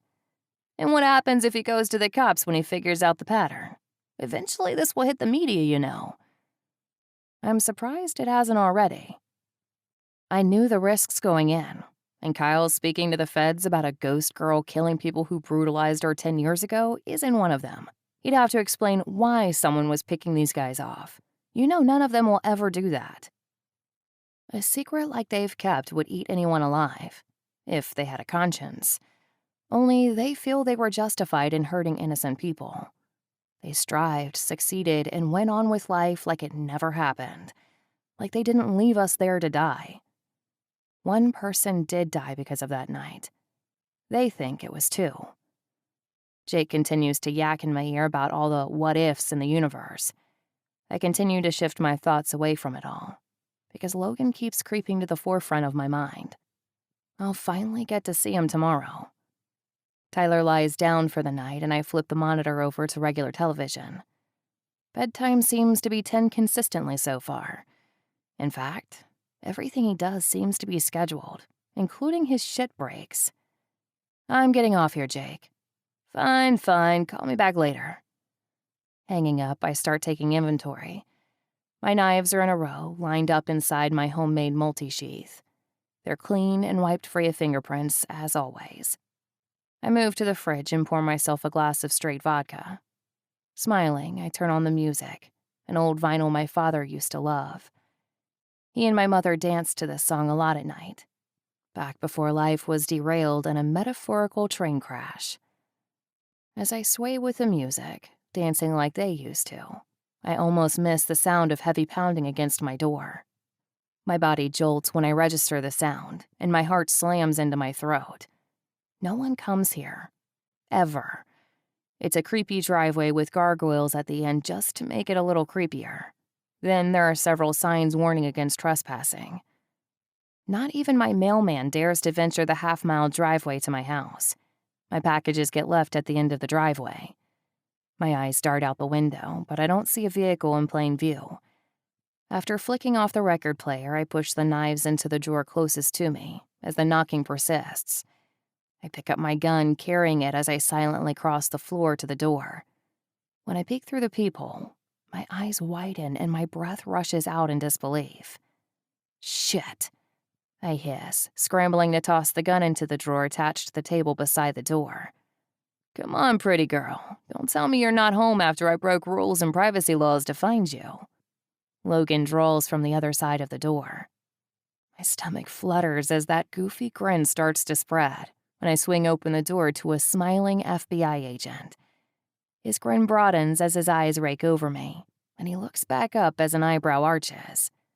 Best greeting ever. I'm confused for a second, so I glance down my body to see that, yep, I'm not wearing pants. I rarely do when I'm at home. I look back up and shrug, ignoring the way a twinge of heat spreads up my neck. I'm embarrassed? Really? I didn't know I could be embarrassed until this moment. Can I come in before anyone sees you? I'd hate to have to show my jealous side so early on. He deadpans, but he winks as I slowly step back, trying not to say or do anything stupid. Should I run and put on pants? Or will I look like an idiot who forgot to put on pants? Confident girls walk around in a t-shirt and panties all the time, right? Fucking A. My driveway is sort of creepy, and with all the vegetation growth, no one can see me here. I ramble, then zip my lips. As soon as he gets the door shut, he turns and his gaze shifts. Something subtle changes, and the amused glint there melts away for something far more enticing. I start to speak, to explain why I stupidly answered the door without pants, when he's suddenly on me. His hands go to my hair, tilting my head back roughly, and his mouth crashes against mine. I go from surprised to melting within seconds, opening my lips so his tongue can sweep in and steal what small fraction of sanity I have left. I moan into his mouth as one of his hands slides down my body, gripping my waist just enough to pull me to him. Both my hands come up and grab onto his shoulders so that I don't sag to the ground. It feels good. Not awkward or wrong or uncomfortable. It feels so good. The kiss is hungry, almost as though we've both been starved for too long. I realize we're moving too quickly, but I don't give a damn. I give less of a damn when he lifts me and places me on top of the table beside the door, pushing himself between my legs as he devours me. His hands move up and down my sides, back into my hair, then back down again. It's like he can't touch me everywhere at once, even though he wants to. But he's also sticking to safe zones instead of groping me, despite my state of undress. It makes me want him even more. I tug at the front of his shirt and wind his tie around my other hand, pulling him as close as possible. He makes some strained sound before grinding into the V of my thighs, driving me that much crazier. We should slow down, he says against my lips. We really should. I agree, still kissing him and pulling him impossibly closer. "Where's your room?" he asks, trying and failing to break the kiss. "Down the hall and to the right." He lifts me and starts walking, bypassing the stairs to the part of the house he definitely can't see. My legs stay wrapped around him as I try not to think of how dangerous this could be. I never expected him to show up without warning, and there's an entire murder room upstairs just waiting to be discovered. Mentally, I do a quick worry list over the things he might find in the bedroom, and realize most everything has already been put away. As long as he doesn't accidentally turn on the monitoring system in my living room, we should be good. My back crashes against the wall when he stumbles, and my thoughts flee as the kiss grows more aggressive. Too many times I've tried to feel this passion, and never felt an ounce of the fire as what's burning between us. My fingers skate down the front of his shirt until I rip it open, fully opening it and pushing it out of the way as a few buttons skitter across the floor, running with their newfound freedom. Firm skin finds my fingertips, and I moan against his lips when he shudders against me like he feels all the flames I do. We'll burn good together. His tongue demands more attention from mine, and I kiss with abandon like I never have before. My hands slide up and tangle in his hair, ankling his head so I can devour him properly. He grunts and pushes away from the wall, walking quickly again. "Your other right," I say when he starts walking into my guest room on the left, where Jake stays when he comes to visit. He changes course and continues to move quickly. I hear the fan humming in my room as we walk in, and anticipation buds in my core, ready to be released. He drops me to the bed in a flurry of motion that surprises me, and I prop up on my elbows, taking in the sight of him as he finishes stripping his ruined shirt off. All tan, lean muscle, and smooth skin.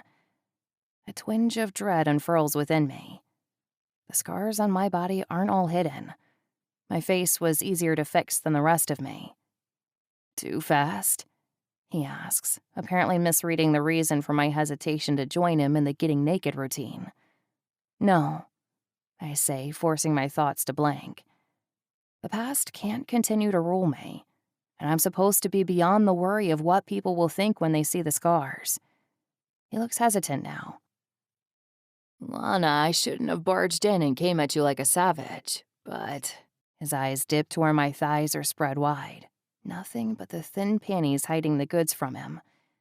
He swallows audibly before meeting my gaze again. "We can slow down. I promise this isn't why I showed up." A slow smile curves my lips. He's pretty amazing when he's trying to be a good guy. Climbing up to my knees, I crawl toward him, and his pupils dilate. He's turned on, which doesn't take profiling skills to figure out. Slowly, I move toward him, and he remains completely still. When I reach him, I lean forward and flick my tongue against the firm flesh of his abs. A quiet sound escapes him, and that seems to snap that small thread of control. His hand goes to my hair, and with a hard tug, he forces my head back as he lowers his face and finds my lips again.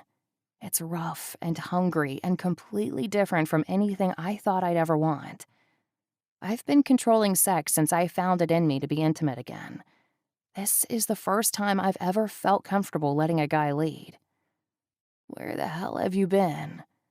he says against my lips, causing me to grin against him as he pushes me down, coming down on top of me.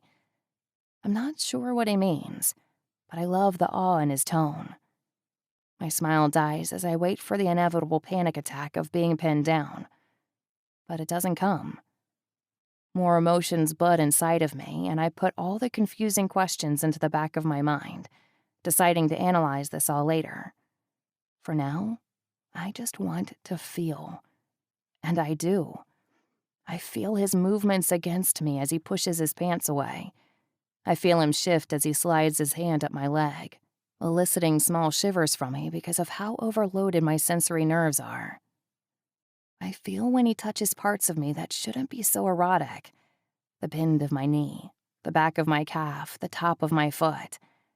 I feel everything, and it all feels perfect. He starts pushing my shirt up, and I force myself to allow it. He sucks in a breath when he realizes I'm also not wearing a bra. It's escaped his attention since he's avoided any groping. Damn, he says under his breath, though it sounds like praise. He leans back as though he's going to take it all in, which gives me a second to fully appreciate him, since he's down to his black boxers that are straining to keep certain parts of his body restrained. I'm confident, until his gaze shifts and zeroes in on what I was worried about. What happened? He asks, not sounding overly concerned or nosy, just curious. He runs his fingers over two of the scars, and I catch his wrist, stopping him. I can't stand them being touched. He meets my eyes again, and the concern that was lacking begins to form. He's too perceptive, so it'd be stupid to give too much away with my expressions. Car accident, I tell him weakly. It's a lie, but I'm damn good at lying. The same as your parents? He asks. If he ever looked into it and found the name I stole, then he'd know that girl was not in the same accident as her parents. No. Can we not talk about this right now, though? I ask, my voice teasing now as I slide his hand up to cover my breast. The heat in his eyes is instantly back, the concern washing away when he sees I'm okay. With slow prowess, he slides down on top of me and his lips claim mine again. Nothing else matters in this moment. We kiss until we're both grinding against each other, desperate for more. I need zero help getting ready, because I've never been so turned on in all my life. He groans against me before finally lifting away from me again. Tell me to stop and I will, he says softly, brushing his lips against mine again. Just that bit of comfort means more than he knows, because I believe it coming from his lips. When you read people like I do, you learn who's honest and who isn't. You learn to smell intentions. I don't want to stop, I say quietly, refusing to break the spell. He leans over, grabbing his discarded jeans, and I grin when I hear the familiar rattling sound of a wrapper. Just so you know, I've had this thing in my wallet for a while. I really didn't come with expectations. With hopes, yes, but not expectations, he says, grinning when he sees my smile. I arch an eyebrow playfully and he kisses me again, getting readjusted on top of me. His hands move between us as he lifts his hips, and I resist the urge to look down and watch. It's sad to say that seeing him roll on a condom would probably send me spiraling into a premature orgasm. It's surreal. I love this feeling. I want to bottle it and save it for rainy days. When he leans up, I'm forced to watch, and I squirm as that ache grows more pronounced, more insistent. Fairly sure that ache is named Desire. He's definitely not a small guy, but he's also not freakishly endowed. Perfect. I'm licking my lips before I can stop myself as he starts tugging my panties down. His eyes fall on the bare skin when he removes them completely, and he leans down. The second I feel his breath hit me, my hips jerk up and I tug his hair, forcing him up my body. If you do that, I'll be ruined. I need more, I say just as my lips find his again. I could seriously kiss him all day, as long as we're also doing more. Without any further begging, he pushes inside me in one swift thrust that has me breaking my lips away to gasp for air. He rocks his hips, and I realize there's more there than I initially thought, because he goes deeper, filling me fuller. He stares down at me, lust and longing oozing from his eyes as he keeps eye contact.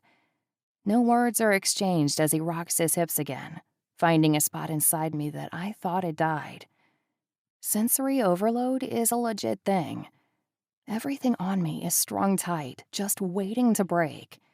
The more he moves over me, the tighter the strings get. My nails dig into his shoulders as he continues to watch the myriad of expressions I must be giving him as he unravels me thrust by thrust. Then it hits. It hits hard.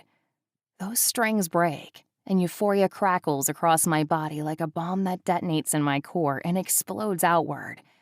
It rolls across me, curling my toes, flashing behind my eyelids that shut at some point, and licks across my skin like hot, incredible flames. When I cry out and thrash beneath him wildly, his rhythm changes, becoming more urgent. I hold on as he drags out my orgasm in a way I didn't know was possible. And then he grunts, his hips jerking against me as he finds his own little version of heaven. At least, I hope he feels this good. Boneless and spent, my arms fall away from him as he drops to my body and kisses a trail down my neck. Definitely moving too fast. But I don't care. We're doomed anyway. The monster never gets the prince. It's always the sweet and innocent princess who wins. My hands come up and my fingers twist in his hair, enjoying this feeling while it lasts. I plan on a round 2, but I'm not Superman. Just give me a few minutes and I'll make sure you want to do this a lot more, he says against my neck, still nipping and kissing the flesh. A smile curves my lips and I sigh happily under him. I want to do this all the time. He chuckles against me and I find myself hugging him, even though I don't know when it started. He holds me to him, hugging me back. Good, he says against me, because that was fucking perfect. It is perfect, which is why I need to kill the monitoring channel in the living room so that it doesn't work, lock my murder room, and make sure all my weapons stay in there from now on. Chapter 9. I never came upon any of my discoveries through the process of rational thinking. Albert Einstein. Logan. You got laid, Craig says as I walk in, holding my coffee that I barely managed to get in time this morning. I forgot what it was like to lose myself in a girl, and I know I've never lost myself in someone so much as I did last night. And this morning. Lana is the most unexpected surprise of my life. I keep waiting to find a flaw, but I can't seem to find one. No one can be that perfect. Not that I want to jinx it. I also don't want to find out she's married or something. So I'm close to doing the unthinkable, because she has my head all kinds of fucked up. Maybe, I tell him, smirking when he groans. The Ice Princess took you, but not me? He asks, as I drop to my desk chair and pull up the databases I need. It drives you that crazy she didn't eat up your charm? I drawl.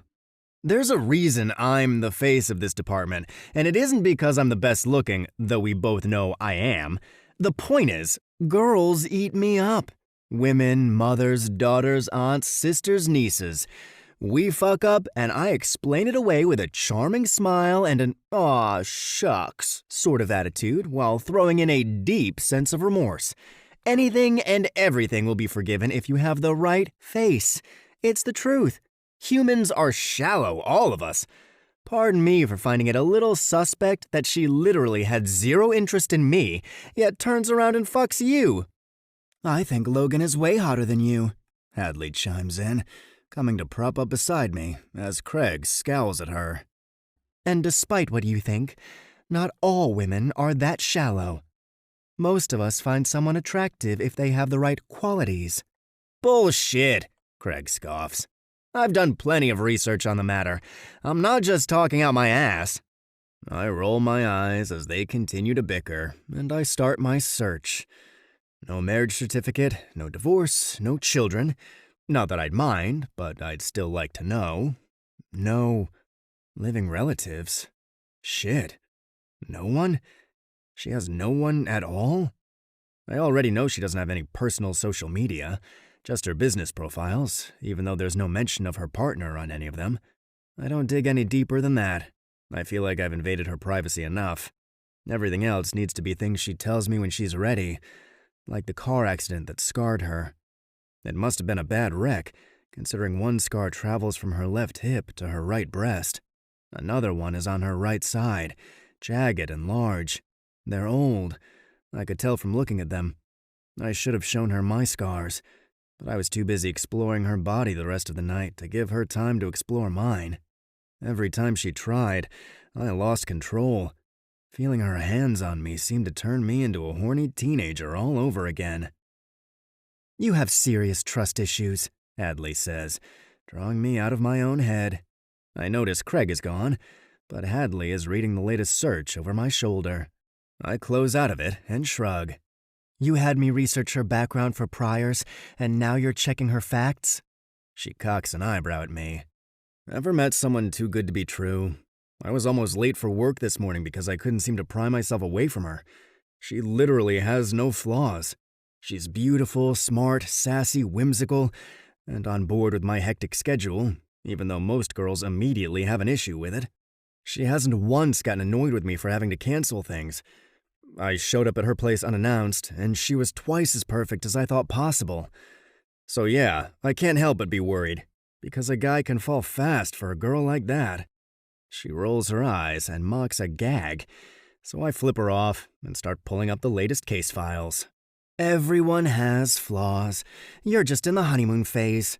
Eventually, she will get annoyed with cancellations and unavailability, just like you'll eventually start noticing things she does that irritate you. Right now is the shiny, happy part that everyone loves. It's why so many people get married after barely knowing each other. It's also why they get divorced when they do know each other. She laughs, and I lean back, mulling that over.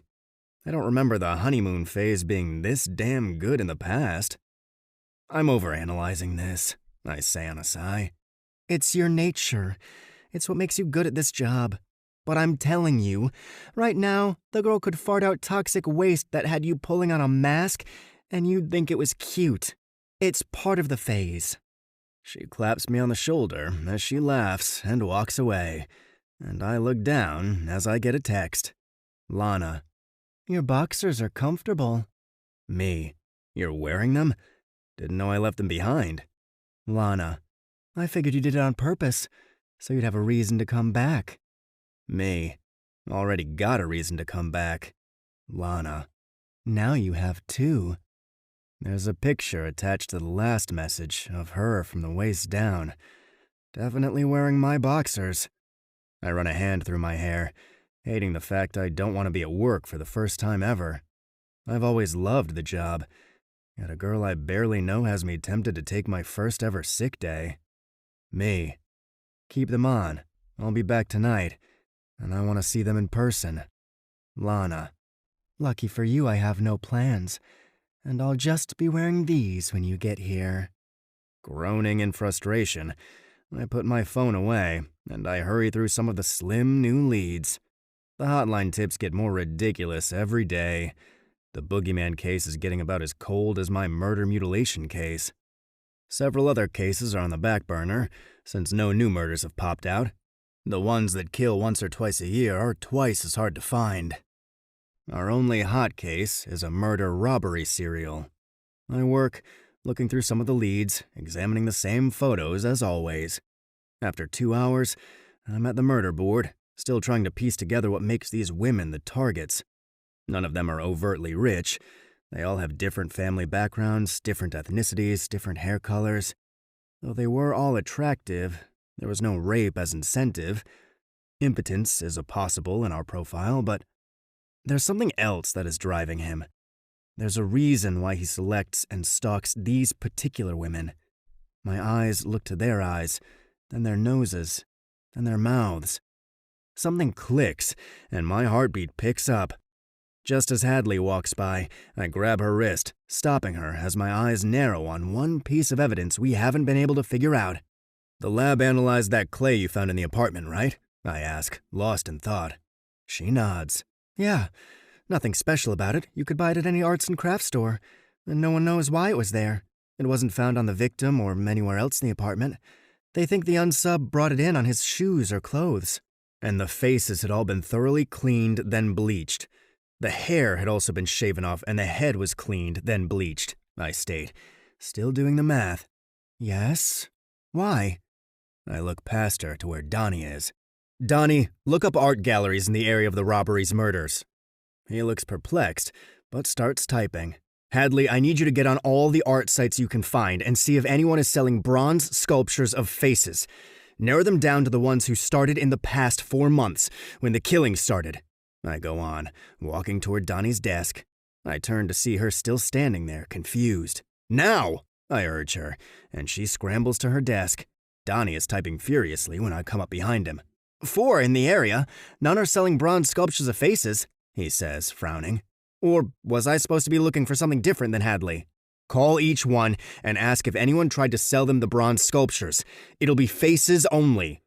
He picks up his phone to do as I ask, and I go back to my computer, pulling up the program I need.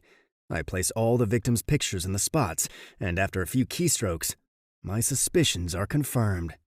Symmetry, I say on a long breath. What? Craig asks, coming to look over my shoulder. He's choosing them because of the symmetry of their faces. Perfect symmetry, which is supposed to be very rare if not impossible. He's choosing them because they have it, and he's using their faces to mold art. He's probably trying to sell it, and he's fixated on anyone who has a symmetrical face, women in particular. He may have a Da Vinci fixation as well. My eyes scan the room, and I spot Lisa clipping her fingernails. Lisa, look at anyone in the comfort zone who might have ordered a lot of Leonardo da Vinci prints or books on Da Vinci. Focus primarily on anything revolving around the Vitruvian Man. The unsub would most likely be obsessed with that work. And you think this because? Craig asks, confused. Call it a gut feeling. We've solved a lot of cases with my gut. Yeah, that's why you keep getting promoted. But how the hell do you fit Da Vinci in with clay, robberies, and shaved heads with bleach poured on them? The bleach is a forensic countermeasure. Just as shaving and removing all the hair, then bleaching the head, he's removing all traces of the clay from the body. The hair is probably being saved for the sculpture, too. Not all artists can paint or draw. I'm lost, Craig goes on. Da Vinci wasn't just famous for his intellect or paintings. There were large sculptures he created that have historians buzzing too. He drew it first, then he molded it from clay or beeswax, depending on which version of the story you hear. From there, he cast it in bronze to create another masterpiece. A man who is fixated on him and symmetry, but can't draw or create art from nothing? That's who we're looking for. Nothing, Hadley says, looking frustrated. Several molds are made from numerous things, but no bronze. Does it have to be bronze? She asks. Yes, I say, convinced this is the right lead to chase. It explains the robberies. He'd sell the valuables he stole to buy the amount of bronze he needs. It's not cheap. We've scoured pawn shops and internet sites looking for anyone selling that stuff, though, Donnie interjects. The right shady pawn dealer wouldn't give a damn if we were asking about it, and would lie to keep from turning it over and losing that profit. If this guy is using forensic countermeasures, then he's done his homework on where to sell. Donnie resumes his phone calls, and I do something that probably won't help. I pull up the buy, sell, and trade site that Lana runs. She mentioned last night that she leaves things up for a month after they sell with a sold sign on it to keep people from asking what happened to it. I scroll through the jewelry section since that's what was mostly stolen, but nothing is on there. Maybe I was just looking for an excuse to speak to her, because I've got it bad, and it's pathetic. Got something, Donnie says, drawing all of our attention as he returns to the conversation he's having on the phone. Yes, did he leave a number or an address to reach him? He scribbles something down as we all stand. I put my jacket on and holster my gun. Looks like I'm going to need my go bag again. Fortunately, it has several pairs of clothes. He hangs up and holds up the paper. They've got a guy who has come into 2 of the 4 places trying to sell them a growing set of bronze heads. Looks like we're flying to New York, Craig says, eyeing me like I'm a weird fucking unicorn. And I guess we're getting the damn chopper since the department jet is already out on call. Why can't we get our own private jet like they have in the movies and stuff? Hadley snorts, and they all talk amongst themselves as I pull out my phone and make a call that actually sucks. Yes, I'm still wearing the boxers and eating ice cream, Lana says, sounding bright and fucking giddy. I hate my timing now. Usually I'm a hell of a lot more excited about a break in a case than this. I wish I could be there to see it, I say on a long breath, as I grab my vest and other necessities, shoving them into my bag. You have to cancel, she says simply, her voice devoid of any emotion for me to read. I'm sorry. I have a feeling I'll get used to saying those 2 words if she sticks around long enough to hear them time after time. We got a break in the case today. At least I hope so. I'm on my way out of town right now. Don't be sorry, Logan. You have a job. An important one. I admire you and what you do. You put monsters away. And I believe you're actually looking for the right man, instead of just another merit on your resume. That's a weird thing to say. I definitely look for the right man. What do you mean by that? It's just that I studied a lot of old cases when I went to college. I took criminology classes. It seemed like a lot of arrests were rushed just to close a case and add another gold star to a stellar reputation. If the killings would stop, people would assume the killers were locked up. If the killings reoccurred, they'd call it a copycat instead of owning the possibility they closed the case with the wrong suspect behind bars. I'm not sure what cases she studied. They don't tarnish the reputation of the FBI in those classes. If anything, they sing praises to our guys. So you took criminology, but you didn't join law enforcement? Decided I didn't have the stomach for it, she says dryly. Blood and guts churn it. I definitely don't picture her as someone who could handle the shit I've seen if she has a weak stomach. Will you be able to text or call when you're gone? She asks hopefully. Definitely. I'll probably text you from the chopper to apologize again. Seriously, don't apologize. Ever. You make a difference. I'd have to be a selfish bitch to expect you to be at my side when someone needs saving. Go be awesome. And text me when you can. I stop and lean against the wall of the stairwell, smiling at nothing. Have I told you lately that you're perfect? She laughs, then coughs to smother the laugh. Trust me when I say I'm on the opposite end of the spectrum from perfection. Oh? Will I see these flaws of yours one day? She grows quiet for so long that I check to make sure the line hasn't gone dead. Finally, she answers. I pray that day never comes, she says quietly. Now go catch a bad guy. Is it safe to tell me the town so I can watch the news for you? I know you said you were sometimes on the news. If it's against the rules, then don't tell me, because I'd never ask you. I'll be in New York. I'm sure it'll be on all the major channels if this pans out. It's rare to get a break this big, but it could all be wrong. I'm going on a profile that I built myself just a few moments ago. For the record, I'm not supposed to tell anyone. Then why did you tell me? She scolds. Because I want you to be someone one day. I don't tell her that I've thoroughly checked her out to make sure she wasn't any type of law-breaking heathen or anything. Best if this trust thing starts now. Well, someday I hope I am someone. Until then, don't tell me things you're not supposed to. Why? I ask, amused that she's so angry about this. Because I respect you, and I never want you to think I expect more than I should. This is about us, not your job. Please, promise me you won't ever tell me things you're not supposed to. Yeah, told you she's fucking perfect. Deal, pretty girl. Keep my boxers warm. I'll text you or call you later. Logan? Yeah? Come back in one piece, no matter what you have to do in order to make that happen. That's the only thing I'll ever expect. Survive. A slow smile tugs at the corners of my mouth. That I can promise. Chapter 10. Truth is what stands the test of experience.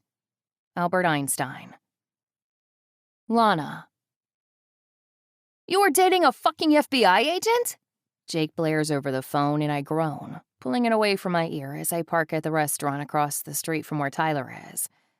I'm starving, and we can't get a visual inside this office, so I'll stalk from here since this is where he has reservations. Right now, this blonde wig is itching the crap out of me, and this red lipstick is definitely causing me to stick out. Add both in with the dark sunglasses and skin-tight dress that I'm wearing, and I look nothing like Lana Myers, just in case. I already explained how it happened, I tell Jake, wishing I had just kept the confession out of it. And you're in New York, where he also happens to be. Tyler is here, which is why I'm here. He took an unscheduled trip up here, so I got worried he was coming to see one of the others, since Lawrence is the next target, and he's also here. He has lunch reservations for two, Jake. He blows out a heavy breath. New York is a long way from West Virginia. What's he doing there? I don't know. He went into the same office where Lawrence works. The media hasn't gotten a hold of the story. Yeah, but that doesn't mean they haven't heard several of their friends died recently. He grows quiet, and I stare out at the restaurant. Tyler has reservations for 2 here at lunch. That much I found out from the cloned phone. But he hasn't been texting Lawrence. I'm not sure who he's texting. Jake, you still there? No, he says, sounding muffled. I'm right beside you. I look out my window to find a guy with a goatee, dark glasses, and a stick. I'm not sure what it's called, but it looks suspiciously like the stick the seeing impaired would use to feel their way around. His hair has also been bleached blonde. I guess we're both incognito. I climb out of the car, arching an eyebrow at him. Cowabunga? He snorts, but then his lips thin. So you decided to come to New York City without telling me? I ask, crossing my arms over my chest. He shrugs carelessly. Same thing you essentially did. I have the same phone you do, remember? I knew you'd be heading out. He points a finger at me. Don't think you're off the hook over this FBI boyfriend thing. That conversation is paused, not over. I groan, and he smirks as he holds his arm out for me to take. He looks all classy in his suit. With the way I'm dressed, I look like his high-paid hooker. You look good, by the way, he whispers as he guides me down the sidewalk. High praise coming from a man who's supposed to be blind, I say with a sweet smile. He restrains a smile as we walk inside. Reservation for DeMarco, I tell the hostess. We requested the terrace since it's so beautiful outside today. Just like Tyler requested. She beams at me, treating me like I don't resemble a call girl with her John. Of course, right this way, she says, refraining from calling me Mrs. DeMarco in case it's the name of my date. So I guess they're used to this sort of thing. You're making me look like a hooker, I hiss under my breath. Jake covers a laugh with a forced cough, and I stop myself from kicking him with my stiletto heel. Pretty sure you did that all by yourself. Trying to stand out? Trying to look the opposite of me, I whisper. Good job. Ha. I grumble as the sweet hostess seats us. She flashes all of her beautifully white teeth at us in the best genuine smile I've seen. Maybe she's just a friendly little perky thing. Your waiter will be with you momentarily. Enjoy your lunch, she says, still not using names. As she glides away, I turn my attention to Jake. His glasses have tinted sides that cover his eyes completely, allowing him to look wherever he wants without people noticing where his eyes are directed from the side. Clever, I note in a mock deep southern drawl, and he grins. Thought you'd appreciate it, he says, adjusting his glasses for emphasis. Our table is private enough to speak without anyone overhearing, but I look around for any cameras that might overhear. 2 above us, Jake says, not having to guess about why I'm looking around. I can hear those birds like I can hear an alarm going off. So talk in code or type a text. Got it. They must have audio if he's hinting for me to be silent. You're right, 2 birds are up there. I'll never understand how you do that, I tell him, keeping with the southern accent I've accidentally committed to. I still love your accent, he tells me, grinning. Asshole. I look over just as Tyler walks in, and my stomach hits my toes when I see Lawrence with him. They get seated 2 tables over, and Jake hands me something under the table. I feel it and know exactly what it is. With subtlety, I pretend as though my earring is loose and lift my hand to pretend to fix it under the long mane of blonde hair that hides my ears perfectly. Instead of touching the earring, I put in the small earpiece that Jake just gave me. I pet Jake's hand like an affectionate little hooker and pretend to devote all my attention to him.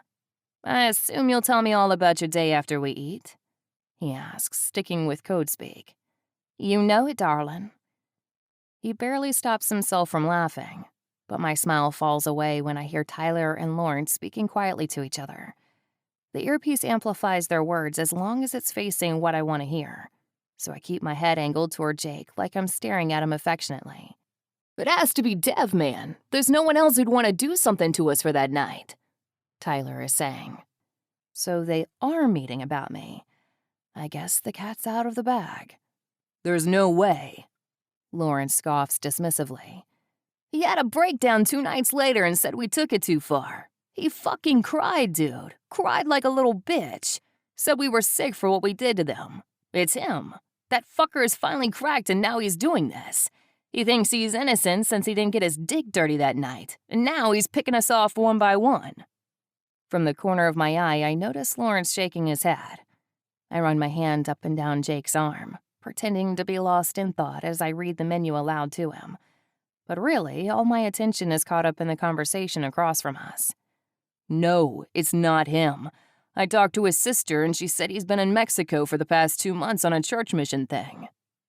Dev is the only one I'm not sure what to do with, to be honest. He's the only one who showed remorse, and they did essentially force him to be there that night. He wasn't a victim by any means. He could have spoken up and said something. Anything. Currently, he's not on my kill list, but he is in the 10 fingers column. Jake gets tired of not hearing, so he discreetly lifts his hand and places another sound amplifier in his ear. It's small enough to not be seen as long as no one stares directly into his ear. Even then, they might assume it's a hearing aid instead of a listening device. I'm telling you, it's not him. Trust me. I doubt he's even heard anything about this, and Melissa sent me pictures of him from the church mission he's on. He's been texting her daily with updates and such. Lawrence argues. Think Melissa is just covering for him? She is his fucking sister.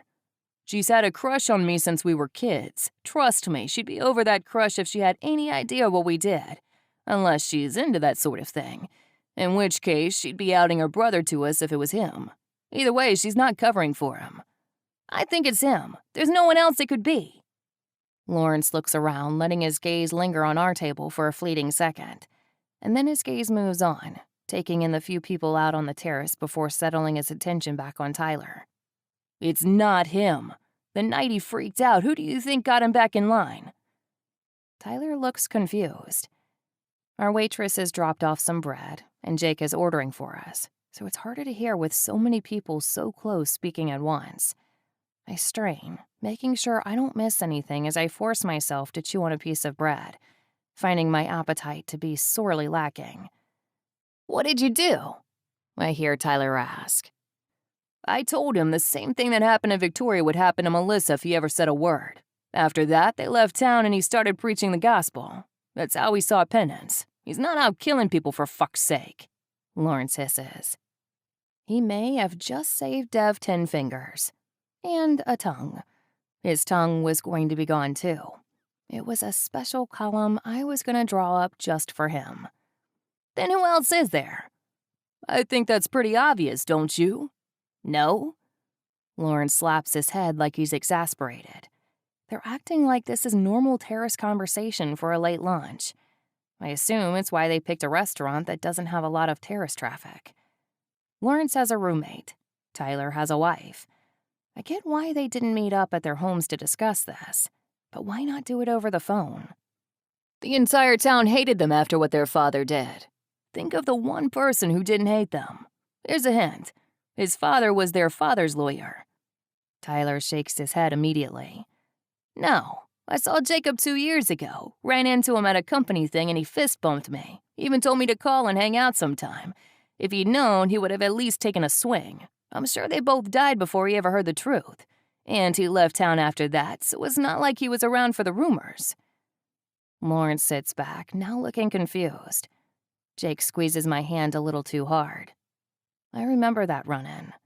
Jake does freelance computer work, and Tyler was working closer to where Jake lives now at that time. It was all Jake could do not to kill him, but he knew we had a plan, and he knew this revenge was mine. He knew he had a part to play, but his part was to be the brains. My part was to be their worst nightmare. Besides, Tyler goes on, he's in a wheelchair these days. Some motorcycle wreck put him in the chair a few years ago. Jake nudges my foot with his, a calculated grin on his lips. We've thought of everything. Then I don't know anyone else who would be enraged over a rapist's sore daughter and fag son, Lawrence says coldly.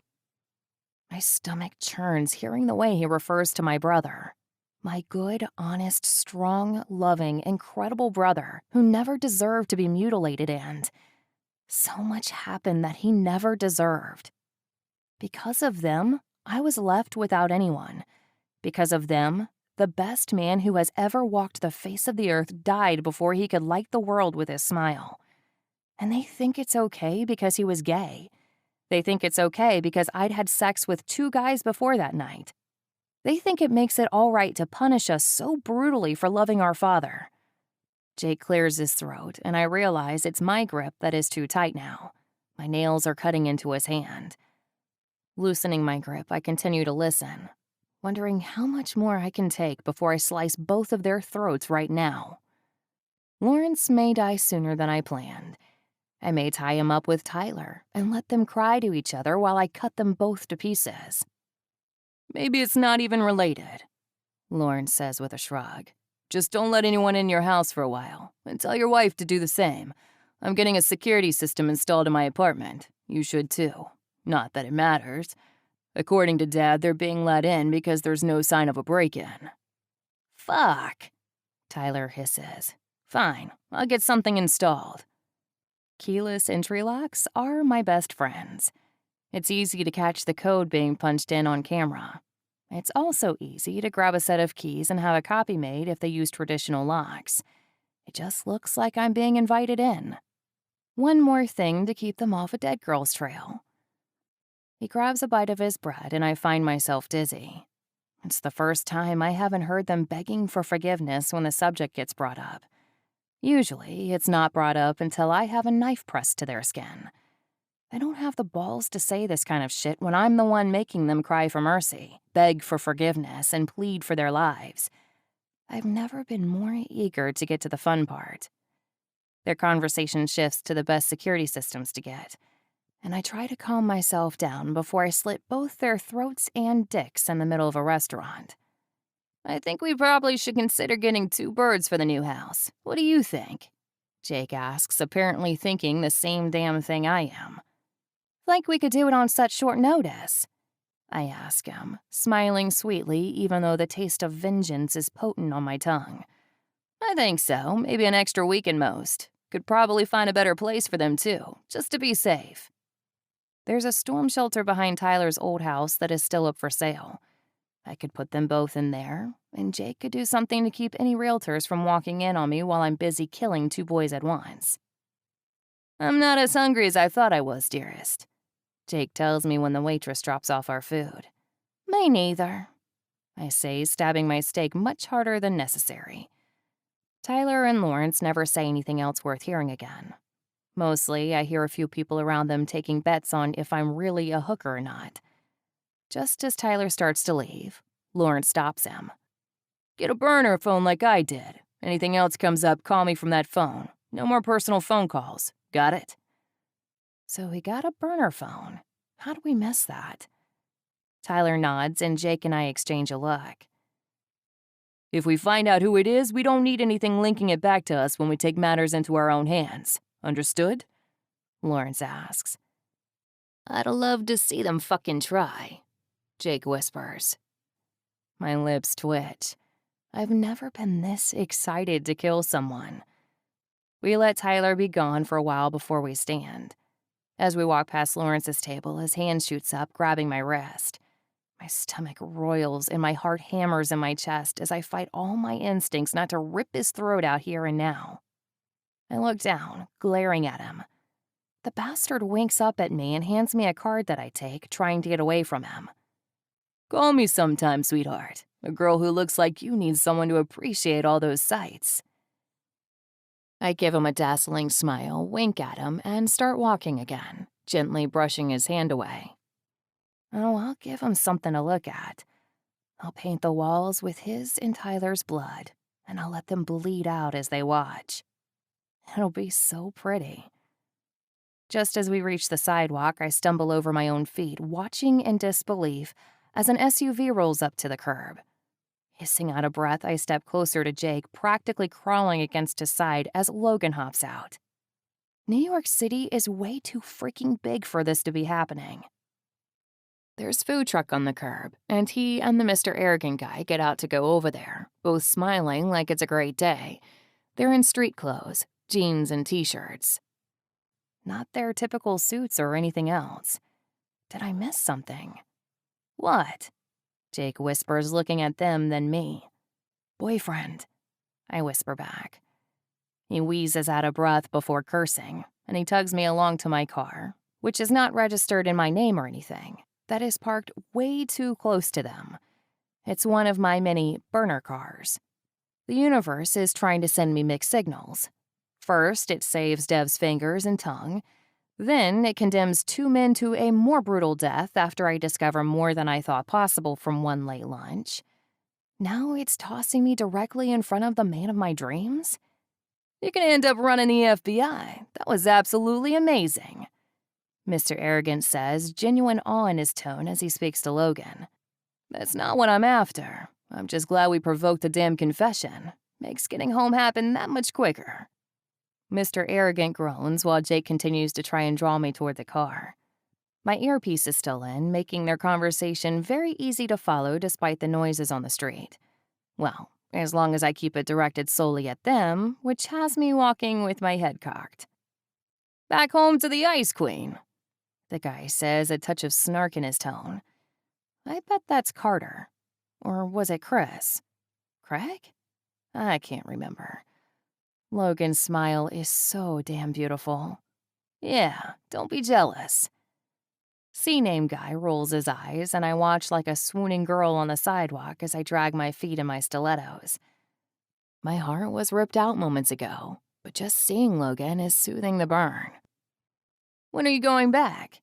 C-name guy asks. As soon as we know for sure the evidence has followed proper chains of command and is being sealed tight. I don't want this one to ever get away. Fucking Da Vinci. The shit in your head is scary. I have no idea what that means. You haven't seen half the shit in my head, Craig. I need to call my girl, so order me a burger.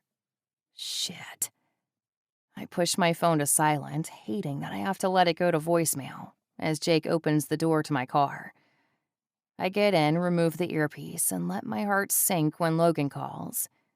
Sighing, I toss my phone aside as I stare up at Jake, who is glaring down at me.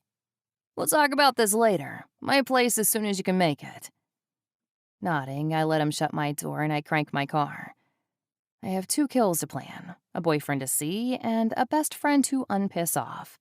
And not in that order. I'm just the typical American woman. Or is it the typical American psycho? Chapter 11. The only reason for time is so that everything doesn't happen at once. Albert Einstein. Logan. So your girl is like totally loaded, Hadley says, plopping down beside me. You're looking into her financials? I ask incredulously. That's an invasion of privacy. Meh, I just peeked. She's not a suspect or anything, so I'm not breaking any big rules. Just the law, I state dryly. She grins. I was recruited for my mad skills with computers and shutting down websites that shouldn't be open. I was placed up here for my forensic expertise. Never once was I wanted for my pristine moral compass. And it was just a little peek, honestly. But seriously, she's like majorly rich. What's her house like? Groaning, I shake my head. Hadley definitely isn't FBI because she's a saint with a badge. She's FBI because it was prison or work with us. Don't tell anyone else you did this, I mumble, finishing up the last of the case file that is now ready for the DA. Duh, she says, smirking. So, what's her house like? I really want to know. Nothing flashy. It's a 2-story white home that looks nice enough. She hasn't lived there long, so there's no art or anything on the walls. Floors are hardwood throughout, but no marble statues or gold banisters, if that's what you're asking. And her driveway looks like something out of Sleepy Hollow. That doesn't at all match the sweet house at the end. She frowns like she's disappointed. I wanted mansions and swans and a lake. Damn, why have all that money if you don't have a nice home? Some people are humble, Hadley. I wouldn't have even known she was rich. Talking about Lana gets me thinking about her again after I've just stopped. I'm worried I'm demonstrating obsessive behaviors, which I don't know if I like or not. She hasn't answered my calls all day, and my texts haven't been responded to either. So I'm surprised when I finally get an answer. Lana. Sorry, my work got in the way this time. Been crazy busy and only had my business phone with me. Just got back into town a few minutes ago. I didn't know she had a business phone, or that she went on a business meeting. But I'm relieved to know I haven't been blown off. Is that her? Hadley asks, reminding me she's still lurking. Go away, Hadley.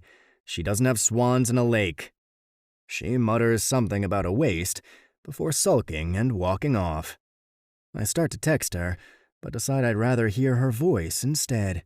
So I call as I head out to my car. Hey, she answers, sounding a little out of breath. Again, I'm sorry. I was really busy earlier, and like I said, I didn't have my phone and— Don't apologize. Just wondering when I can see you again. I'm back home. A case is closed, so I'll have a couple of days off as a reward. Why do you sound out of breath? Just finished a necessary workout, and I happen to have exactly 2 days off as well. My business partner is reworking some things so that we can squeeze in a little extra business this month. She never talks about her business, and now Hadley has put it into my mind. If she's so wealthy, why does she do so much legwork herself? Why not hire people? So we have 2 days with each other? I muse, putting a few of the unsolved files in my bag. Yes, and I still have your boxers. In fact, as soon as I finish showering, I'm going to put them on. Any chance I can come over? That was me inviting you over, she says dryly. I really suck at this subtlety thing, huh? Grinning, I get in my car and start backing out, ready to have some time to unwind. I'd like to get some fresh clothes from my house, but that would take longer. Wait, I just thought of something. What if I come to your house? You've seen mine. Show me yours. Well, that solves that problem. It's nothing special, but I'd love for you to see my bedroom. She laughs under her breath. I might leave my panties behind as a reason to return. I'm not wearing them and eating ice cream, I say, loving the way that makes her laugh. Good to know. If you'll give me the address, I'll shower and meet you there. Are you home now? I'm just leaving the office.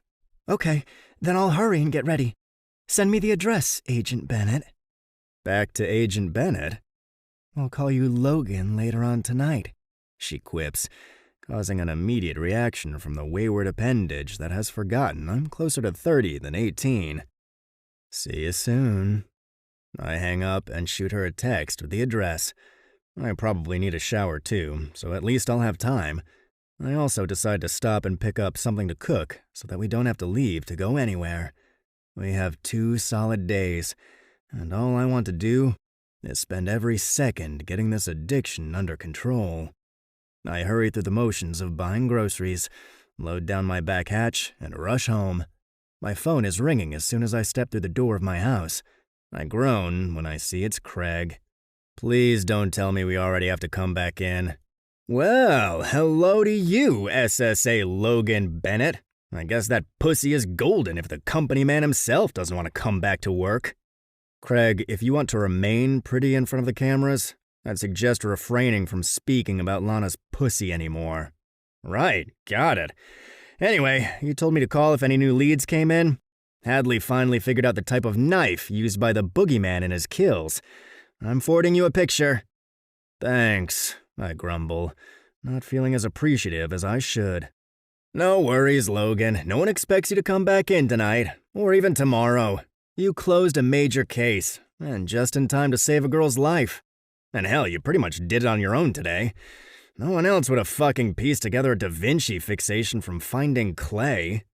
There were other factors, I point out. Yes, symmetry, he says flatly. And more.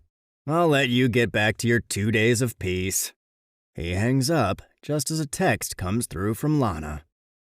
Lana. My GPS says I should be there in 30 minutes.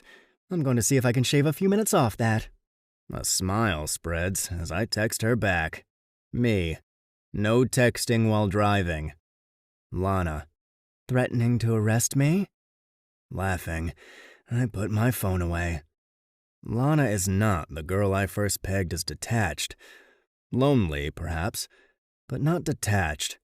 I've come to realize she's just like me, solitary, but not devoid of possibilities. After putting all my groceries where they belong, I start removing my shirt, then grimace when I smell the exhaust fumes from the chopper all over me. How did I not realize how bad I reek? I start to head to the shower, but my phone chimes with a message. Craig has delivered the picture he promised, and the knife is nothing special. But at least we know the model and type to tell the police to search for if the time ever comes. Not if, when. I will catch this bastard.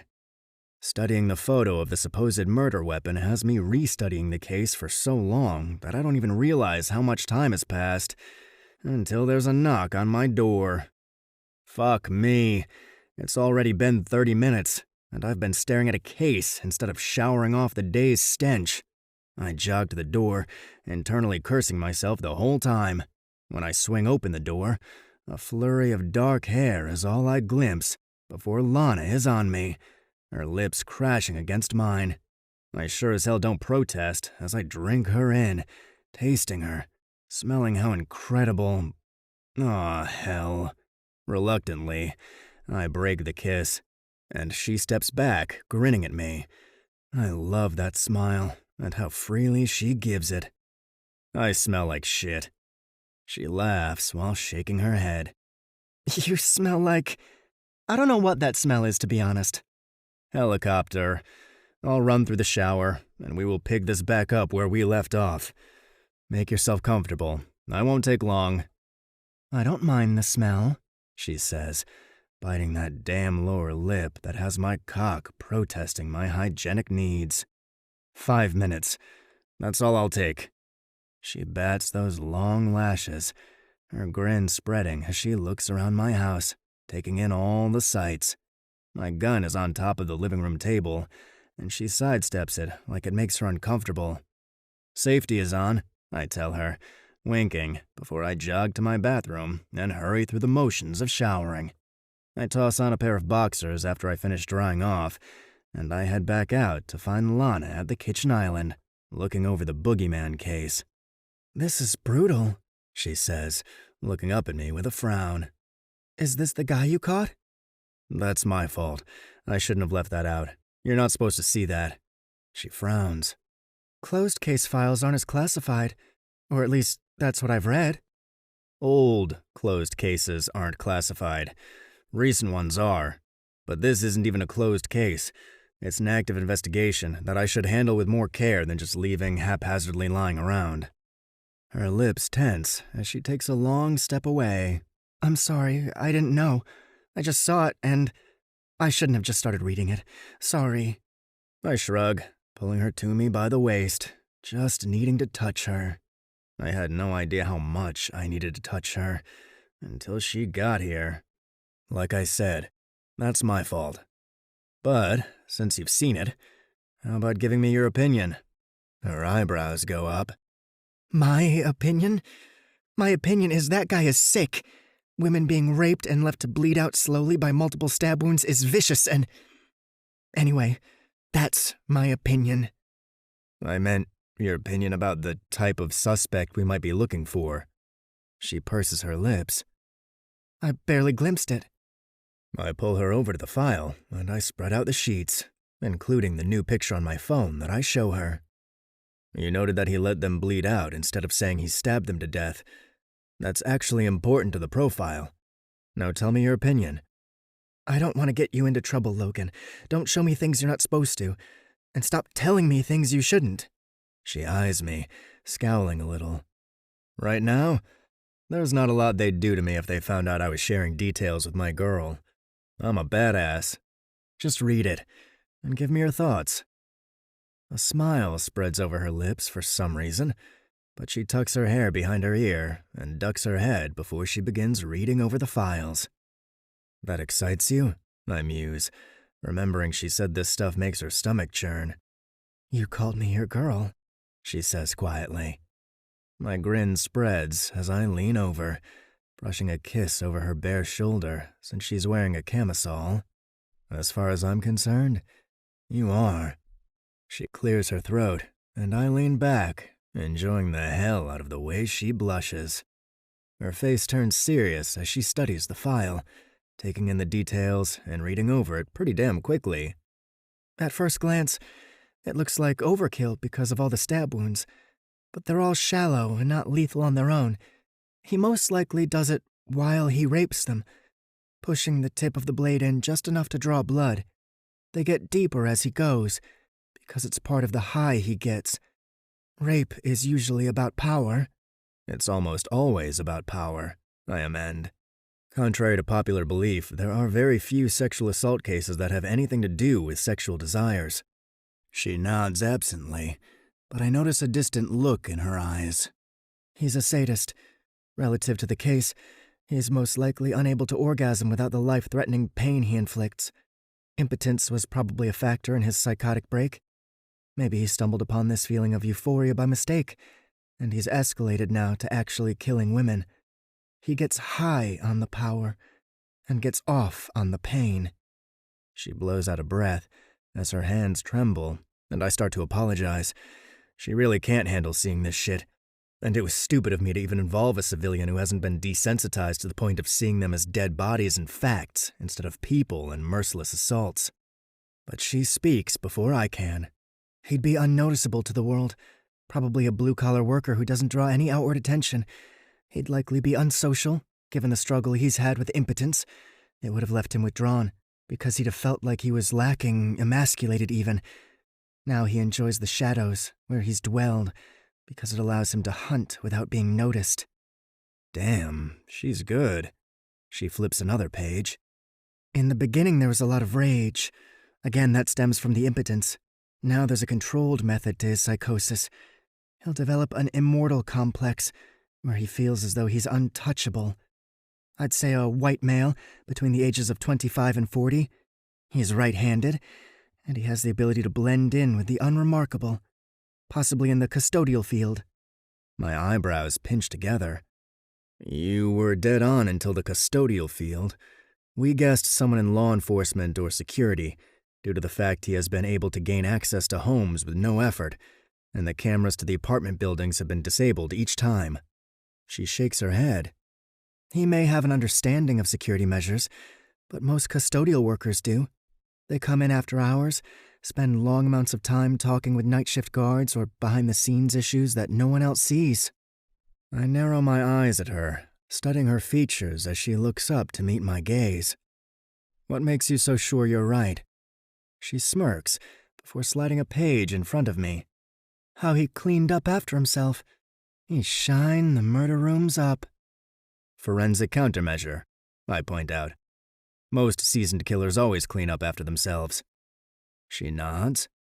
I said, how he cleaned up after himself. He didn't just clean. The room was spotless, and each surface was cleaned with an appropriate cleaner. She points to a line. Window cleaner for windows. No streaks left behind either, whereas it's noted the rest of the windows were dingy. She points to another line. Hardwood floors were cleaned with hardwood cleaner. No streaks. She points to another line. The tables were all shined with wood-safe cleanser. No streaks. As my head wraps around the facts I should have already caught, she goes on. My father was, friends with a janitor when I was younger. It's a habit, almost a compulsion, to use the appropriate cleaners for surfaces after so many years of training the mind to use those. If I were you, I'd look for custodial services in the area and check to see if these apartment buildings ever outsourced to individual cleaning companies. I slide the paper closer, my eyes moving over all the facts. We interviewed all employees and did background checks, I say absently. And we considered the cleaning so thoroughly bit to be a case of OCD, but ruled it out based on the fact there were different amounts of stab wounds, and they didn't clean anything other than the kill room. A lot of custodial services pay cash under the table because it's hard to keep workers. Some of them have a don't ask, don't tell policy because they have to hire whatever walks in needing a job. The company keeps the majority of the money. Workers make crumbs in comparison. So cash under the table that isn't taxed is a big way to draw in more workers, and also keep from having to supply benefits to said employees. It's likely they never mentioned them because they didn't want to have to tell you that. You're a fucking genius, I groan. I grab her face in both my hands and kiss her hard, even though I also want to throttle her at the same time. But now I have a call to make, I grumble, feeling her smile against my lips. Make your call. Catch a bad guy. Maybe the lead is solid, and you can catch him before he kills again.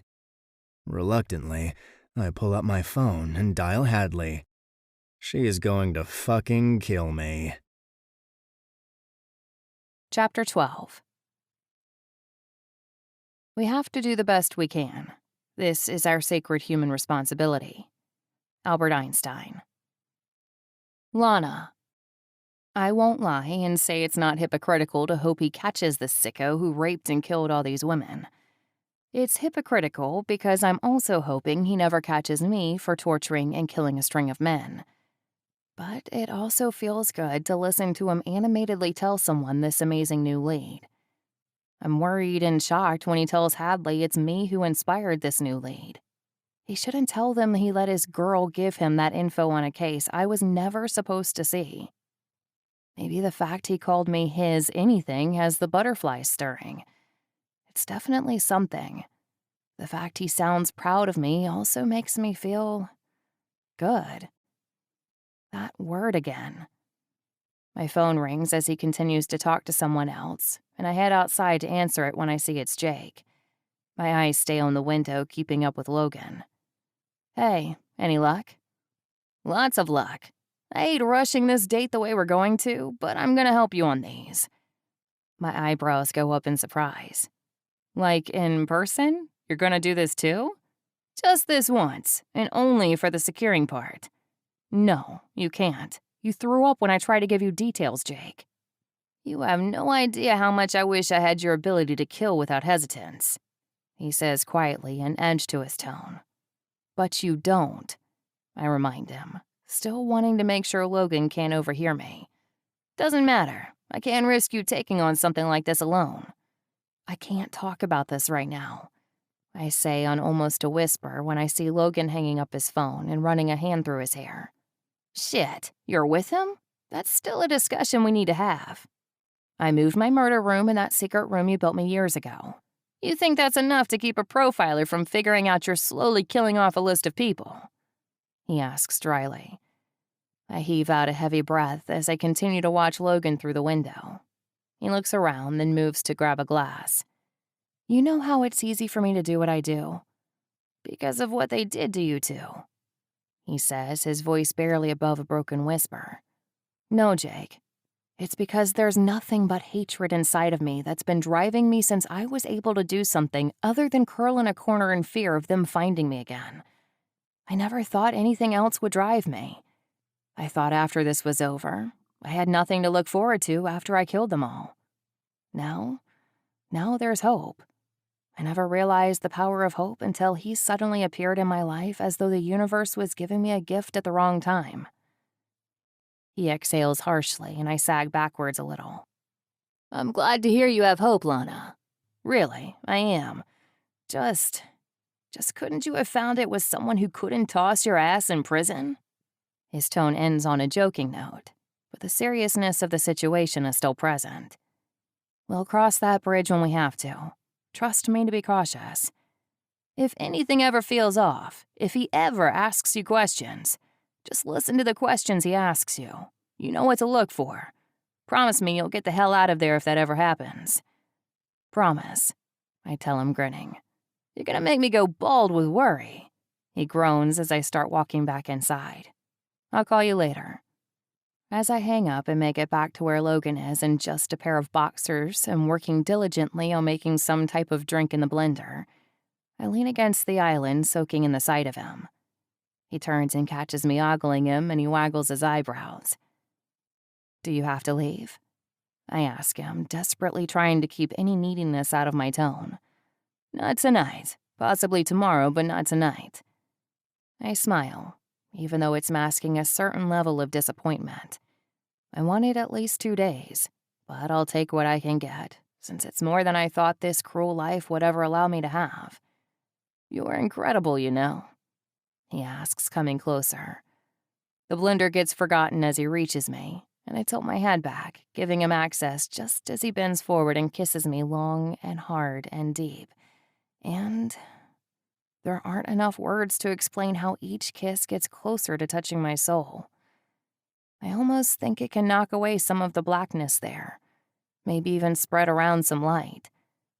His arms come around me, pinning me to him as he lifts me, giving him a better angle on my mouth instead of having to bend over so far. The guy is just too tall and I'm just too short. I grin against his lips as my legs come up to wrap around his waist. The only reason I break the kiss is to absorb some of the normalcy of the situation, revel in each second of it. So, we've made it to the level where you just walk around in your boxers in front of me.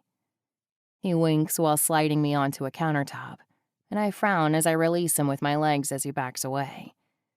When he turns around to put his back to me, I take notice of some scars I never noticed the last time I had him naked. "What are these?" I ask before I think about it. My fingers immediately dart out to touch one semicircular scar near his shoulder, and I grimace. I hate for people to touch my scars, and here I am touching his. He doesn't flinch away the way I do as my finger skims over the marred surface. Bullet did that 2 years ago, just barely missed the damn vest. Half an inch over, and I'd have had a bruise instead of having a bullet removed. A rookie cleared the scene and missed a guy who had a gun hiding in a closet. He shot through the door, and I was one of the ones hit. Another scar is jagged and long, moving from his other shoulder blade to his spine. When my fingers skate across it, he backs into my touch. I wish I could let him touch mine. Maybe he could pull away the painful memories laced inside the scar tissue. That one is from a knife. That answer has me swallowing down a painful knot. It was when I was fresh in the field and the guy I was arresting had a friend that came out of nowhere. He caught me off guard. They only get you when you can't see them coming, I say quietly, feeling a twinge of pride. Because you're too strong for them. He chuckles while turning back around. My breath hitches when he grabs my hips and jerks me against him, standing firmly between my legs as all our best parts line up. "I like that you think that way," he says, grinning as he toys with the hem of my shorts. I run my hands over the muscles in his arms. He flexes on purpose, and I roll my eyes playfully while looking back into his eyes. "You are strong. You're intimidating. People don't see you as weak, so they strike when you're most vulnerable. The guy shooting from the closet was shooting blindly," he points out. "So you're not big and strong?" I ask, then burst out laughing when he lifts me up and starts walking with me. "Strong enough to handle you," he quips, then slaps my ass with one hand. "I bet I could take you," I say jokingly, but wondering if I really could or not. "I'll let you show me your fighting skills later," he says before kissing me again and moving toward a room. I decide I don't want to know if I can take him or not. I just want to pretend like I'm a normal girl with a normal guy in our normal relationship for one normal night. The sun is creeping up, and I've laughed so much my sides hurt. Neither of us has slept. We've eaten a couple of times, had a lot of sex, and laughed more than I've ever laughed. But sleep hasn't been high on the list of priorities. I think we're both afraid to close our eyes and lose this fleeting moment of perfection. Now I'm sprawled across the couch as he tells me about his very happy childhood that isn't filled with dark memories. My eyes flit around the room, taking in all the pictures of this alleged family he only speaks about in the past tense. "So what happened? Or is that none of my business?" I ask him, lifting my head up to peer at him. His smile slowly falls, and I hate myself for asking. "Never mind, I shouldn't have." "It's okay, Lana. Stop apologizing for trying to get to know me," he says, grinning again. He brushes my hair away from my face before resting his hand on my shoulder. "I like you wanting to know more about me than my condom preference." I snort. Actually snort. Kill me now. It just makes him laugh again. Shaking my head, I shrug. I know I can't seem to tell you much about my past, so it's not fair for me to ask about yours, I say on a sad sigh, killing the light moment again. His face grows serious, and his hand starts running up and down my back as I lay my head down on his chest.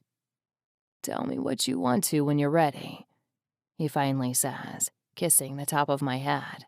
I get that not all pasts are as easy as mine was. As for my parents, my mom got a little wild in her mid-30s, and she divorced a good man in pursuit of wild sex and rich men. Things were fine until then. I never actually knew my real dad, other than knowing he was in the military. He sent a few pictures to me with letters, as though I wanted to see his face. My stepdad was always my true father, in my opinion. He came into the picture when I was 2 and raised me like his own. I run my fingers along his chest. Any exes I should be worried about? He strangles on air before laughing. No, not at all. All the relationships have ended on really bad terms. I sort of suck at being a boyfriend since I'm married to my job. He groans while running his hand through my hair, and I lift my head, staring into his eyes. Just don't let me fuck this up, because I kinda like you, he says, smirking at me. Ugh. All I do is grin like an idiot no matter what he says. I kinda like you too. He thumbs my lower lip, settling in more comfortably while pulling me over on top of him completely. Despite the firm body, he's surprisingly comfortable. What about you? Any exes I should worry about? He asks, studying my face. He studies all my expressions. Fortunately, I've trained against them. But this is one question I can answer honestly. I've only ever had one truly serious relationship, and I would rather set him on fire than speak to him ever again. Other than that, nothing serious since then, and that was over 10 years ago. The rest have been experiments? Okay, I need to shut my mouth because I'm talking too much. Experiments? He asks, reminding me to learn when to stop. Wrong word.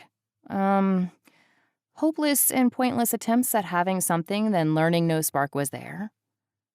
Good recovery, Lana. There's a spark here, he says reverently, still running his hands over my bare back. Smiling, I nod. There's definitely a spark. He pulls me forward, running his lips along mine. Just as I decide to deepen the kiss, he gets a call. Cursing, he snatches his phone from the floor. It's stayed in whatever room we've been in all night. Bennett here. The phone is so loud that I hear the woman on the other end. Hey, we have a list of people to look into, but a couple of guys popped. There was one custodial service outsourced to all the apartment buildings. While we looked into them, we dismissed them quickly. When I called them and asked for a list of all payroll employees, I reminded them they were impeding a federal investigation if they didn't also include the occasional under-the-table gigs. The list miraculously got a lot longer. 2 names have priors that make these guys look good for it. So I might have been right. We'll meet up in 2 hours and make a trip out to Boston. Bring all the names on that list and we'll go through them on the flight over. And that's all the time we have. I can see by the look in his eyes that he hates this too. He covers the mouth of the phone as the girl curses him for being too good at his job. If I get him, we'll have more time together for a little while, he says, frowning as he studies my face. Apparently, I'm wearing some disappointment, so I mask my expressions and curl into him, kissing his jaw. Go catch more bad guys. The girl on the other end goes silent. Logan presses his lips to my forehead, and I soak in his scent one last time before he's gone.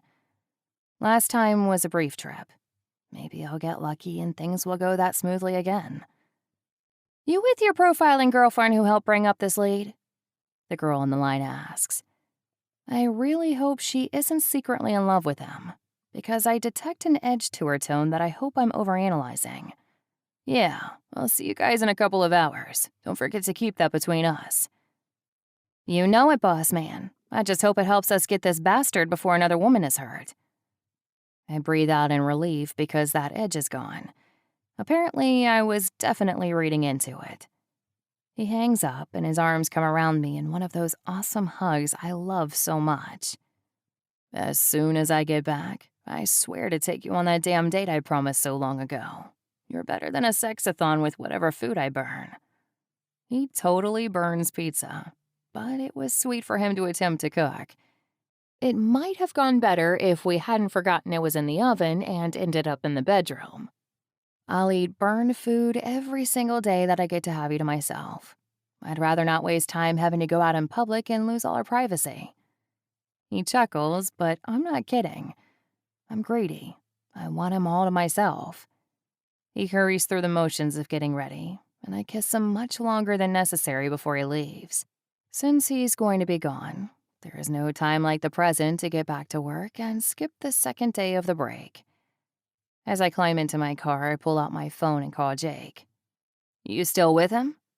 I'm on my way to grab Lawrence. You can handle Tyler. He's cursing as I hang up, and I smirk as I start the long drive to New York. I haven't studied him in his daily life, but fuck it. I'm stronger than all of them. Chapter 13. We cannot despair of humanity, since we ourselves are human beings. Albert Einstein.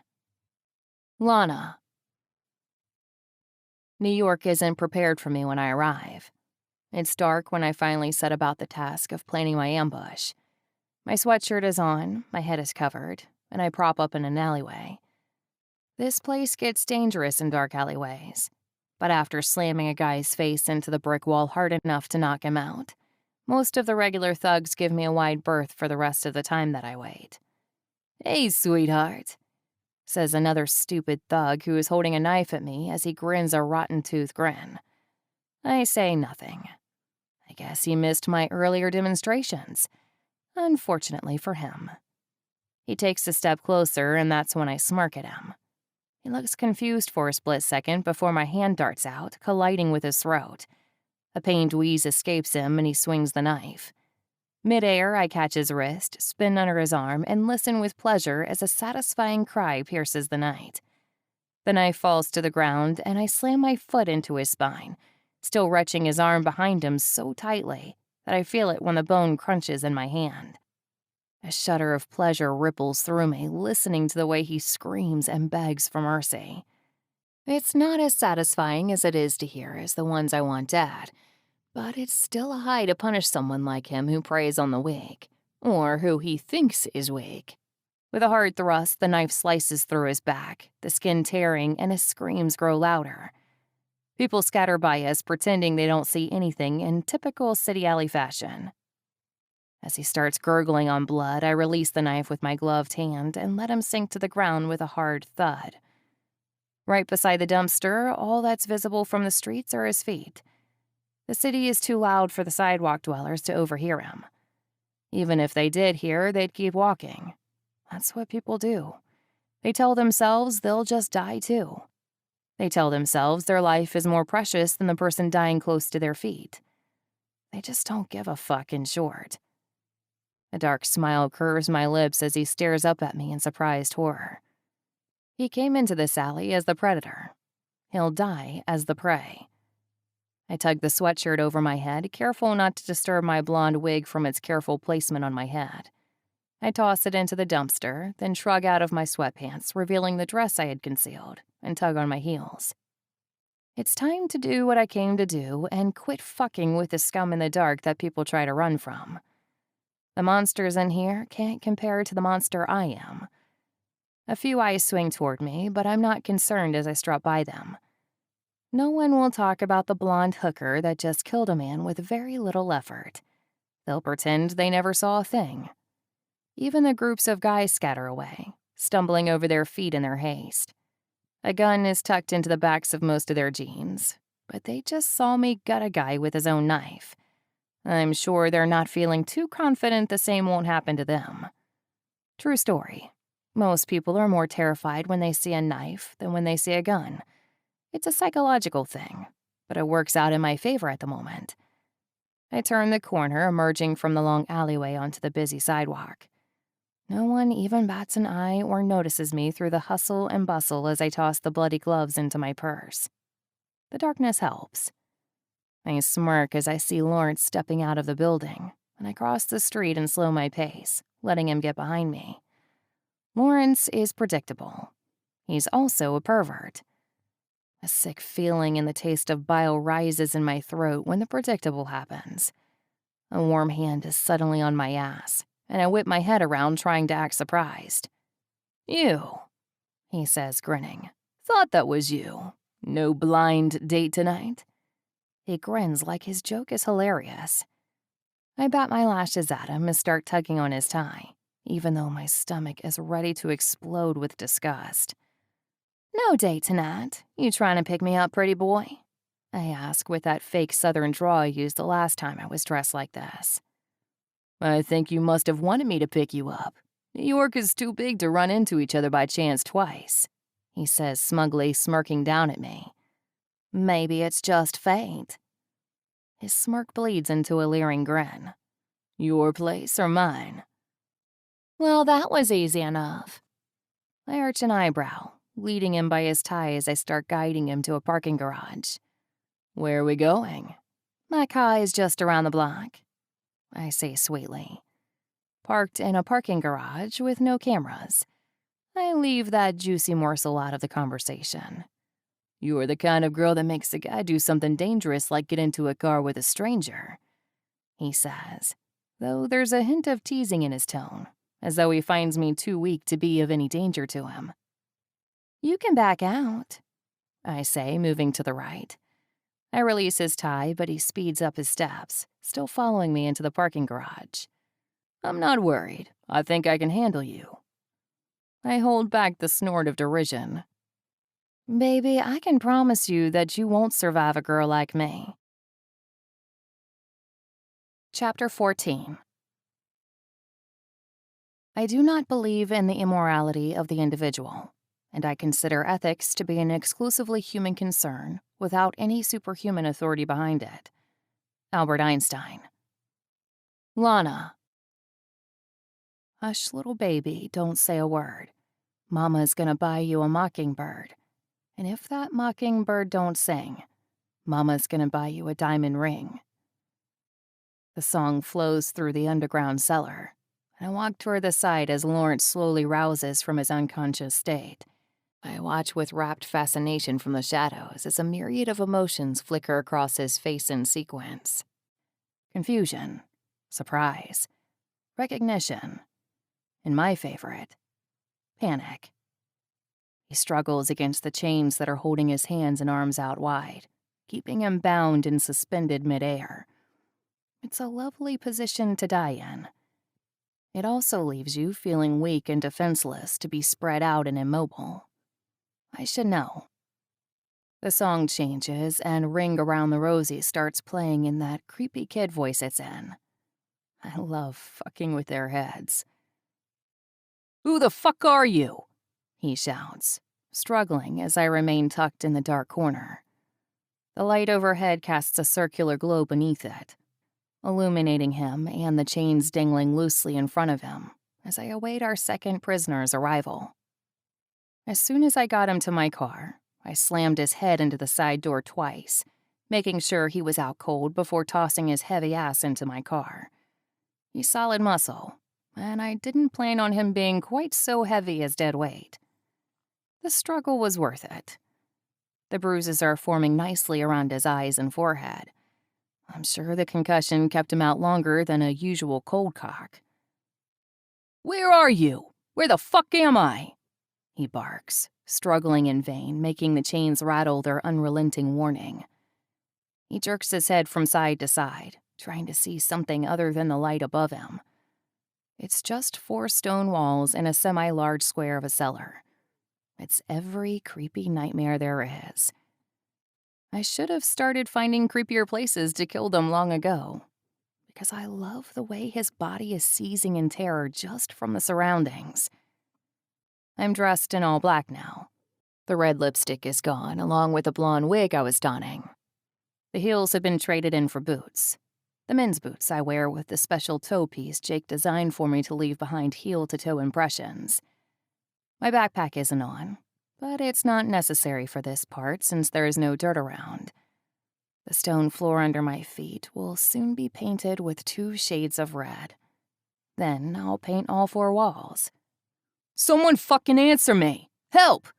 he roars, only to be met with silence. Tyler's old home is in the middle of nowhere. These are the easy kills. Lawrence would have been difficult to kill in his apartment that he shares with a roommate. Tyler's wife is out of town right now after having a fight over the text messages I helped her stumble upon. Anonymously, of course. Tyler thinks Denise got jealous and sabotaged him. His wife thinks he's a dick weasel, her words, and left in a fit of rage. I'm currently tracking her cell phone with the clone phone I had made of Tyler's. Lawrence continues to scream and shout as The Wheels on the Bus plays now, drowning out most of his pleads. His voice is almost hoarse a few hours later when he finally pisses on himself, losing his bladder. It's step 1 of humiliation. It's step 1 of stripping their dignity. They always piss and shit themselves. A smile curves my lips. He curses as the first tear falls from his eye. He's trussed up and strung out, unable to wipe it away. I want all his tears. I want all his misery and terror. I want him degraded to the point he has nothing but indignation and humiliation left. Then I want his screams. Just an hour after that, he breaks, sobbing fiercely as he loses control of his bladder again. His jeans darken and the smell wafts over me. It's the smell of revenge. Well, it's the smell of piss, but you get the idea. He's shirtless, and I can see the goosebumps that have pebbled on his skin from the cold. The colder the room, the worse the pain is when the strikes are received. "The bitch is crying," Morgan says, laughing under his breath as one solitary tear rolls down my cheek. I'm restrained, unable to wipe it away as I try to retreat into my mind and block out all the pain. "Those tears won't save you, whore," Lawrence says close to my ear. "Beg me to stop." "Please, please stop," I hear my brother crying. "We have one begging," I hear Tyler announce, laughing like a hyena. My arms wiggle free from Tyler's loosened grip, and I scream out as I slam my fist into the side of Lawrence's face. "You fucking cunt!" He continues to straddle me as he shoves my hands back down into place. "Hold this fucking bitch down or I'll let her claw your eyes out when it's your turn." Tyler spits out a curse and slams my hands back into the pavement. I cry out as my hands find the unforgiving surface and feel the blood trickling. I focus on it, and not on what Lawrence is doing to the rest of me. "Those tears won't save you, whore," I say, causing Lawrence to jerk his head over to my corner as he squints into the darkness, trying to find me. "Who the fuck are you?"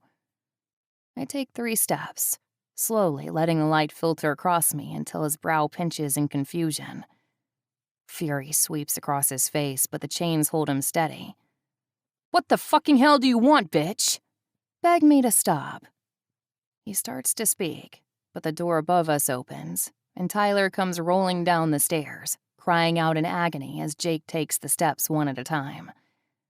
Jake moves with grace, enjoying the fact revenge is finally finding these sons of bitches after the conversation we witnessed. Tyler already looks half beaten to death. Did I forget to mention that Jake has been taking all the same classes I have? Our mixed martial arts list only grows, as does our black belt count. Obviously, we took the classes in another town with another name, but that part isn't important right now. "You!" Lawrence shouts, glaring at Jake. Jake taps his legs. "They work just fine, by the way."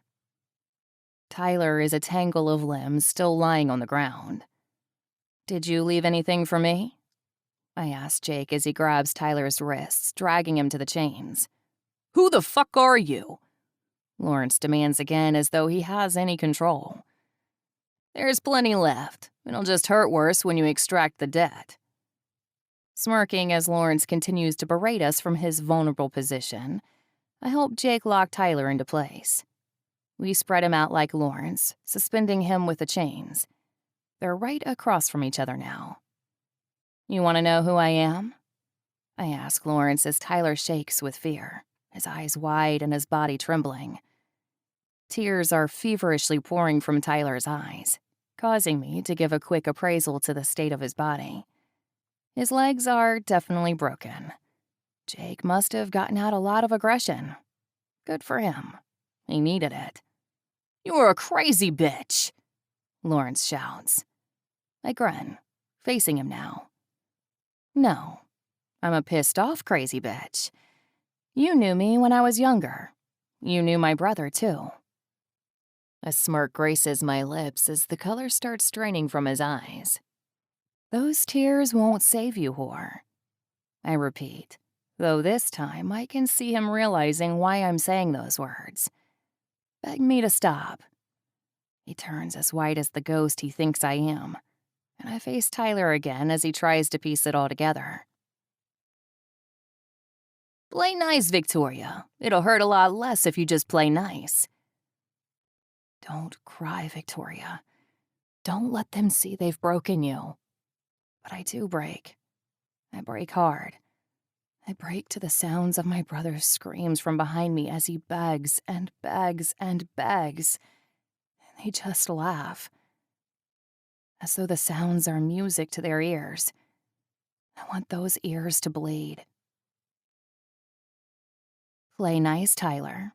It'll hurt a lot less if you just play nice. I taunt, watching as the same wave of realization washes over him. His eyes widen to the point of being painful, and Jake grins as he takes it all in. He always has to miss this part. I may have a new kind of partner if he can stomach the rest. I'd like for him to be a part of it. It's just as much his revenge as it is mine. We both loved Marcus, and they took him away. I move in front of Lawrence, and Jake hands me my favorite knife. It's dull, it's brutal, and it hurts like hell when I finally get the skin to tear apart. "You're dead!" The prick wheezes, watching me in disbelief. "You're supposed to be dead!" I stare up at him, moving the blade over his thigh, feeling his tremble. "You should have killed me deader," I say, just as the blade digs into the yielding flesh. He cries out in pain when the flesh finally splits, and I take my time. "I'll need a sharp one for his ears," I tell Jake, as Tyler vomits to the sounds of Lawrence's screams. Then I continue, shifting to Tyler, letting them watch each other slowly be killed. "Hope you boys aren't sleepy. I changed my mind about your debt days. It's going to be a long week." Chapter 15. You cannot simultaneously prevent and prepare for war. Albert Einstein. Logan. I glanced down at my phone, reading the latest text from Lana. Lana. I'll call you tonight if you're free. Sorry I missed your call earlier. It's been a crazy few days. Heart emoji. Oh, heart emoji. Shit's getting real, Craig says over my shoulder, earning an elbow to his gut. Rolling my eyes as he grunts and coughs, I text her back. Me. Tonight should work, as long as no one calls in with any leads. We know who the killer is, and we've been blasting his face all over the news. You were right. It's definitely one of the paid-under-the-table custodial workers. He managed to escape, though, so there's a citywide manhunt underway. Lana. Be careful. He's always been overlooked, and with the new bout of attention, he's likely to enjoy the thrill of notoriety. He may crave more attention and come after you if the buzz wears off too soon. Killing the lead FBI agent who ran the hunt against him would give him even more attention. I've never wanted to date a profiler, simply because work and sex don't mix well together in my experience. Lisa, for example, is a thorn in my side since things ended years ago, and now she's under my command. It's awkward, it's frustrating, and she uses our past against me every chance she gets. Lana, however, is the perfect woman. Someone who understands what I do without being right at my side while I'm doing it. It's literally the best of both worlds, which is why I'm still worried she's too good to be true. Me. It's a slim chance he'll come after me, and if he does, it'll save me the trouble of trying to track him down. Lana. I'm serious, Logan. Guys like him could fixate on someone like you. Me. He's a rapist. A serial rapist. He needs a female to relieve his urges. He's more than just a serial killer, which makes the likelihood of him coming after me very slim. Lana. Anyone who has always lived in the shadows and suddenly gets brought into the light is going to get the high, especially someone like him. Sexual sadists thrive on the power. It gets them off. Power over you could become an easy surrogate for the power he holds over his female victims. Me. I like that you care so much. Lana. I like my orgasms. I want more. That has me laughing, and I put my phone away as Craig comes up, filling me in on the latest information. It was supposed to be an easy bust, but someone tipped him off, had to, or else he has tabs on the police station somehow. But the guy reads like an open book of our profile. Now finding him is getting harder. He got paid in cash and never had a checking account. His apartment was a cash weekly sort of arrangement. His entire life is paperless, tied to no electronics or trails. Even his power bill was included in his rent, furthermore concealing any trails he might have. He left his phone behind, he took his clothes. He's in the wind, and it could be months before he resurfaces if we don't find him now. 4 days later, there are still no leads, and I groan as I load up with my team to come back home. Gerald Plemons. That's the name of the boogeyman. Putting a face on him has helped alleviate the fears of some of the city, but he's still out there. One day, he'll kill again. Unfortunately, until he does, we may not be able to find him. As soon as I step off the jet, I haul ass to my SUV and drive like hell to Lana's house. She's not expecting me, and I can't reach her on her phone. It keeps going straight to voicemail, so I hope I don't piss her off by just showing up. It seems to take forever to get there, but when I finally do, I pound on the door with purpose. The sound of hurried footsteps puts me at ease. I don't see her Mustang here, so I'm happy to hear her talking through the door. I'm not so happy to hear what she's saying. You have a key, use it, Jake! Stop making me walk all through the house. Her words die when she swings open the door, in a towel, still mostly wet. Logan, she says, shocked as her eyes widen. I don't give her time to think before I'm kissing her, pushing the door shut behind me with my foot. Her hands go to my hair, and I lift her, groaning, when I feel her bare ass against my hands. The towel falls loose and gets stuck between our bodies as I continue to kiss her and carry her back to her room. She kisses me just as fiercely, letting me know she doesn't mind the fact I've shown up unannounced. It's been a solid week since I've seen her. My hand slides down the curve of her ass, moving until I find what I really want. My fingers skate across her slick pussy, feeling her wet and ready for me. As much as I love foreplay, it'll be skipped tonight. Maybe after I get a little bit of this addiction tempered, we can slow things down, and I can give her body the attention it truly deserves. I take it you missed me? She asks against my lips, tightening her legs on my waist as I finally make it to her room. Very much. I don't even give her time to think before I drop her to the bed and start undressing. She watches me, scooting her naked body up on the bed as she tosses the towel away. When she bites down on that bottom lip, I finish stripping and grab her ankles, jerking her down the bed. A small squeal of surprise escapes her, but I roll on the condom, adjusting myself between her legs on her very high bed. As soon as I'm lined up, I thrust in, feeling her walls squeeze against the abrupt intrusion. She moans and arches her back, looking like every fantasy I've ever had. Gripping her hips, I set a harsh rhythm, fucking her with abandon, letting her moans and gasps fuel me and guide me. When she goes stiff and her pussy clamps down on me, heat spreads through my spine, and an electric current rolls over me in the form of pleasure. Her mouth parts as she grips the sheet beneath her, her fists twisting in the soft fabric on the messy bed. My pumps grow lazy until my hips still completely, and she pants while grinning up at me.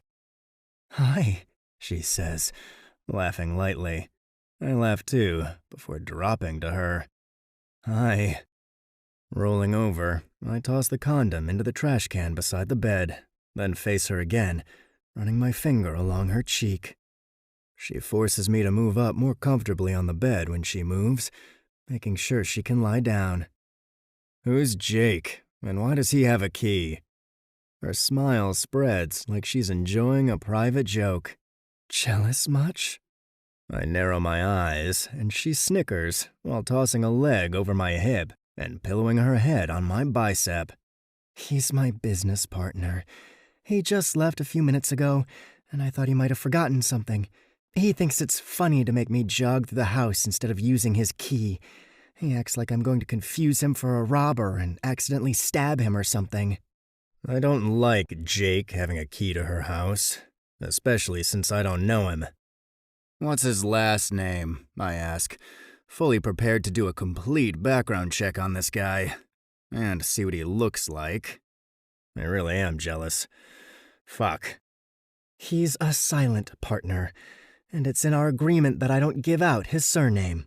Sorry, but that's how it is. Our latest business thing took a few days longer than expected, but we decided to be thorough. Besides, we've known each other forever. He's like a brother to me. Don't worry. I can assure you nothing sexual is going on." "Is he gay?" I ask hopefully. She grins broadly. "He's bisexual, but he tends to lean toward men more than women." "It'd be better if he was gay." When she laughs, it's a cute sound. So carefree again. I swear she seems lighter and happier every time I see her. I frown when my fingers come back red from the side of her head. "Are you bleeding?" I ask, worried as I try to inspect her hair. How fucking rough was I? Her eyes widen as she stares at my fingers. No. That's from some painting I was doing with Jake. I guess I missed some." I rub the red substance between my fingers. It's definitely blood. "Don't lie to me," I say, trying to look, but she angles her head away and jumps out of bed. "Fine, it's blood," she groans. "Jake's blood, not mine. He cut his finger, and I guess it got on me. I thought I got it all out in the shower." She goes to the bathroom, and I follow her in, watching as she starts washing out her hair. A little stream of red flows out, but to my relief, it stops, which means she's really not bleeding. "Why wouldn't you just say that?" She shrugs, not looking at me. "You're all freaked out about Jake. I thought not mentioning him anymore would be a good idea." I blow out a breath, and her eyes meet mine in the mirror. "Sorry. I don't mean to sound like a jealous ass." She gives me a tight smile. "I have no right to lie to you and make you feel guilty about it. Sorry," she says, sighing as she looks down at the ground. Tilting her face up, I bend down, brushing my lips over hers. "Looks like we're both still figuring out how to do this thing. It's a learning experience," I tell her, smiling when she groans and presses her head into my chest. "You're so good," she says quietly. "I'm afraid I'm going to ruin all the best parts about you." "Not possible. You're good too, Lana." She tenses against me, and I get worried when her grip tightens around my waist. I'm not sure what happened in the past 5 minutes, and she's become impossible to read. Instead of probing her with questions, I just hold her until she finally sighs against my chest. "I've missed you too," she finally says, after a long spell of silence. "Then let me take you out on that date."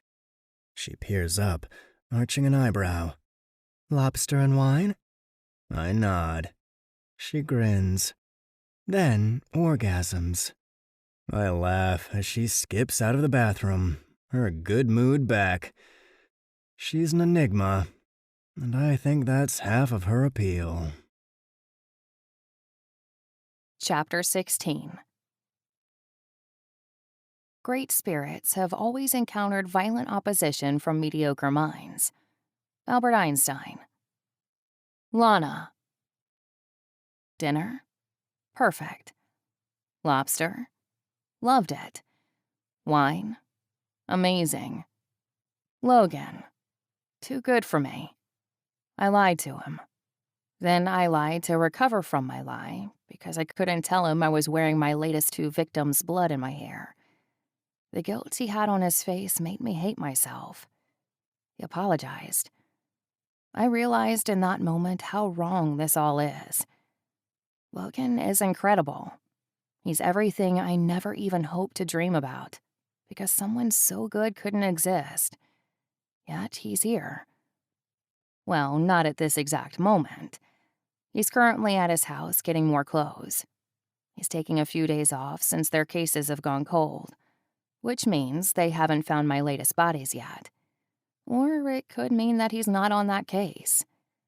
Yesterday was a damn close call. 10 minutes earlier, and he'd have found me covered in blood as I tossed all my clothes into the burn pile behind my house. I burned those clothes as soon as he left earlier. My floors are so dark that he didn't notice the drips of blood on them. I could have lied my way out of that too, but I couldn't have lied my way around my murder shoes or murder bag. Fortunately, all that was upstairs. I'll never let my phone die again. He tried calling me numerous times, but I was finally at the endgame with Tyler and Lawrence, and didn't pause to put my phone on the charger. The smart thing to do would have been to charge it on my way home, but it was tucked inside my murder bag that I threw into the closet and couldn't find until it finally dawned on me. Jake spent forever puking in a bucket inside his car during the really gory stuff. It's not like he could risk puking inside the cellar and leaving behind all that yummy DNA. Being a monster doesn't agree with his stomach. As I sift through the next file on my next victim, looking through the notes of his life, my phone rings. I answer immediately when I see it's Jake. You find him? His name is Gerald Plemons, at least according to the news. The manhunt is still coming up short. And by the way, Boogeyman, really? I snort out a laugh. I hope they come up with something cleverer for you. I shudder just thinking about the names they may don me with. Then Logan will only know me by that name if he ever discovers the truth. He'll hate the woman he cares for, because he'll see the monster lurking within. Have you found him, though? I already knew his name. I go on, refusing to go down that road just yet. He's in D.C. My heart thumps in my chest. You're sure? Dropped a body a few minutes ago. He answers. He's off grid as far as any paper trails go. However, he made one hell of a statement announcing his current whereabouts. This time, instead of finding the body in an apartment, he hung her out a window for all to see. And instead of it being a low-profile girl, he killed a judge's wife, raped her brutally, and there was a lot of overkill. Normally, overkill means rage. I say quietly, trying to process it all. I think the overkill was more of a statement than rage. I think he wanted to make a fuck you statement to the FBI. You're right about him enjoying the attention. He's going to want more of it since he's becoming an exhibitionist. And he's going to go after Logan. Yes and no. What does that mean? I ask, moving toward the back of my kitchen to look out the window, paranoid that I've just heard a car. There's more. The body he hung out the window was naked. She also had Boogeyman carved into her chest. And one other name. Logan Bennett. My chest tries to collapse and I sink to my chair. I knew he'd do this. I knew he'd target Logan. They're sure it's him, not a copycat? Some of the things not released to the public have been verified. This time, he even left his DNA behind just to let them know for sure it was him. And now he's laying claim to his work. And now he's targeting Logan. We have to find him before he can. That's the part I'm getting to. He'll go after your agent, but he'll use a proxy to do it. He'll want to taunt and torment Logan. A few more bodies will drop with that calling card before he makes his big move. What would a sexual sadist go after to really hurt a man?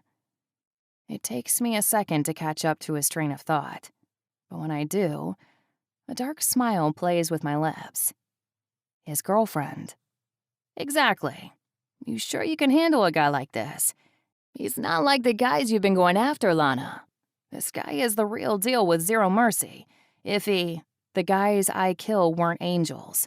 Aren't angels, Jake. You know that. They'd kill me if they knew I was still alive, or if they got half a chance when I'm there for them. And yeah, I can handle the boogeyman. Even a monster has nightmares. I'll be his. He exhales heavily, weighing the gravity of the situation. His MO is breaking into a home. He immediately attacks the woman using brute force to establish dominance. He'll hit them, then he chokes them until they're on the verge of passing out. I'm aware, I tell him. He blindsides them, Lana. Your guard will need to be up at all times. I want him to get a couple of hits in, I say as I pour some fruits into my juicer. Gotta make it believable. This is too fucking risky. I think I should probably set up surveillance on your house. No, don't you dare. If anyone ever tapped into that, right, fuck, then let me come stay with you. And how would I explain you if Logan shows up unexpectedly again? You know what's eventually coming, right? There's a reason you've been riding in a wheelchair for 3 years, riding it in and out of your home and in your town.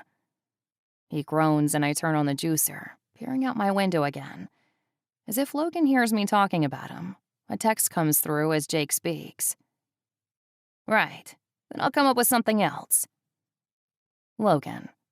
Boogeyman problem. I'll call you later. Me. Okay, please be careful. Logan. Always pretty girl. Are you texting while I'm on the phone? Jake asks, annoyed. Maybe a little. I look out the window again, and this time I catch sight of a car and a flicker of red before I lose sight of whoever is here. Gotta go, I whisper to Jake, hanging up before he can say anything. I cut my phone off and toss it to the counter before pulling out one of my guns, clicking the safety off as I slowly make my way to the door. Someone knocks, and I blow out a breath. I doubt the boogeyman would politely knock before barging in to slit my throat. I check the peephole, confused when I see a pretty redhead on my steps. Tossing on a pair of jeans that I grabbed from the back of my couch, I check the mirror. Then I tuck the gun into the back of my jeans and open the door, leaning against it to impede any thoughts of her coming in. If you're here to witness, then you have your work cut out for you. If you're here to sell me something, go ahead and leave. I shop online. If you're here to... I'm Hadley Grace, she says, interrupting me. Her name sounds vaguely familiar, though I'm not sure why. Okay. I shrug, letting her know that name holds no importance. Logan Bennett is my boss. That's surprising. Shouldn't you be in D.C.? Heard the boogeyman dropped another body. Her eyes light up in surprise, and she jerks her phone out from her pocket, cursing when she reads something. I'll make this quick, she tells me, holding up a file. She thrusts it at me, and my blood pumps quickly through my veins as I flip it open to see my worst fears starting to come to life. Actually, you make this quick, she says flatly. Tell me why the hell you stole the identity of a dead girl. This concludes The Risk by S.T. Abbey, narrated by Marie Hawkins and T.J. Clark. Copyright 2016 by S.T. Abbey.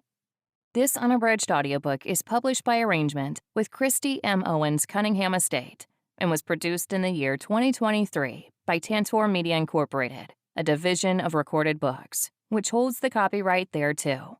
Please visit tantor.com for more information on our growing library of unabridged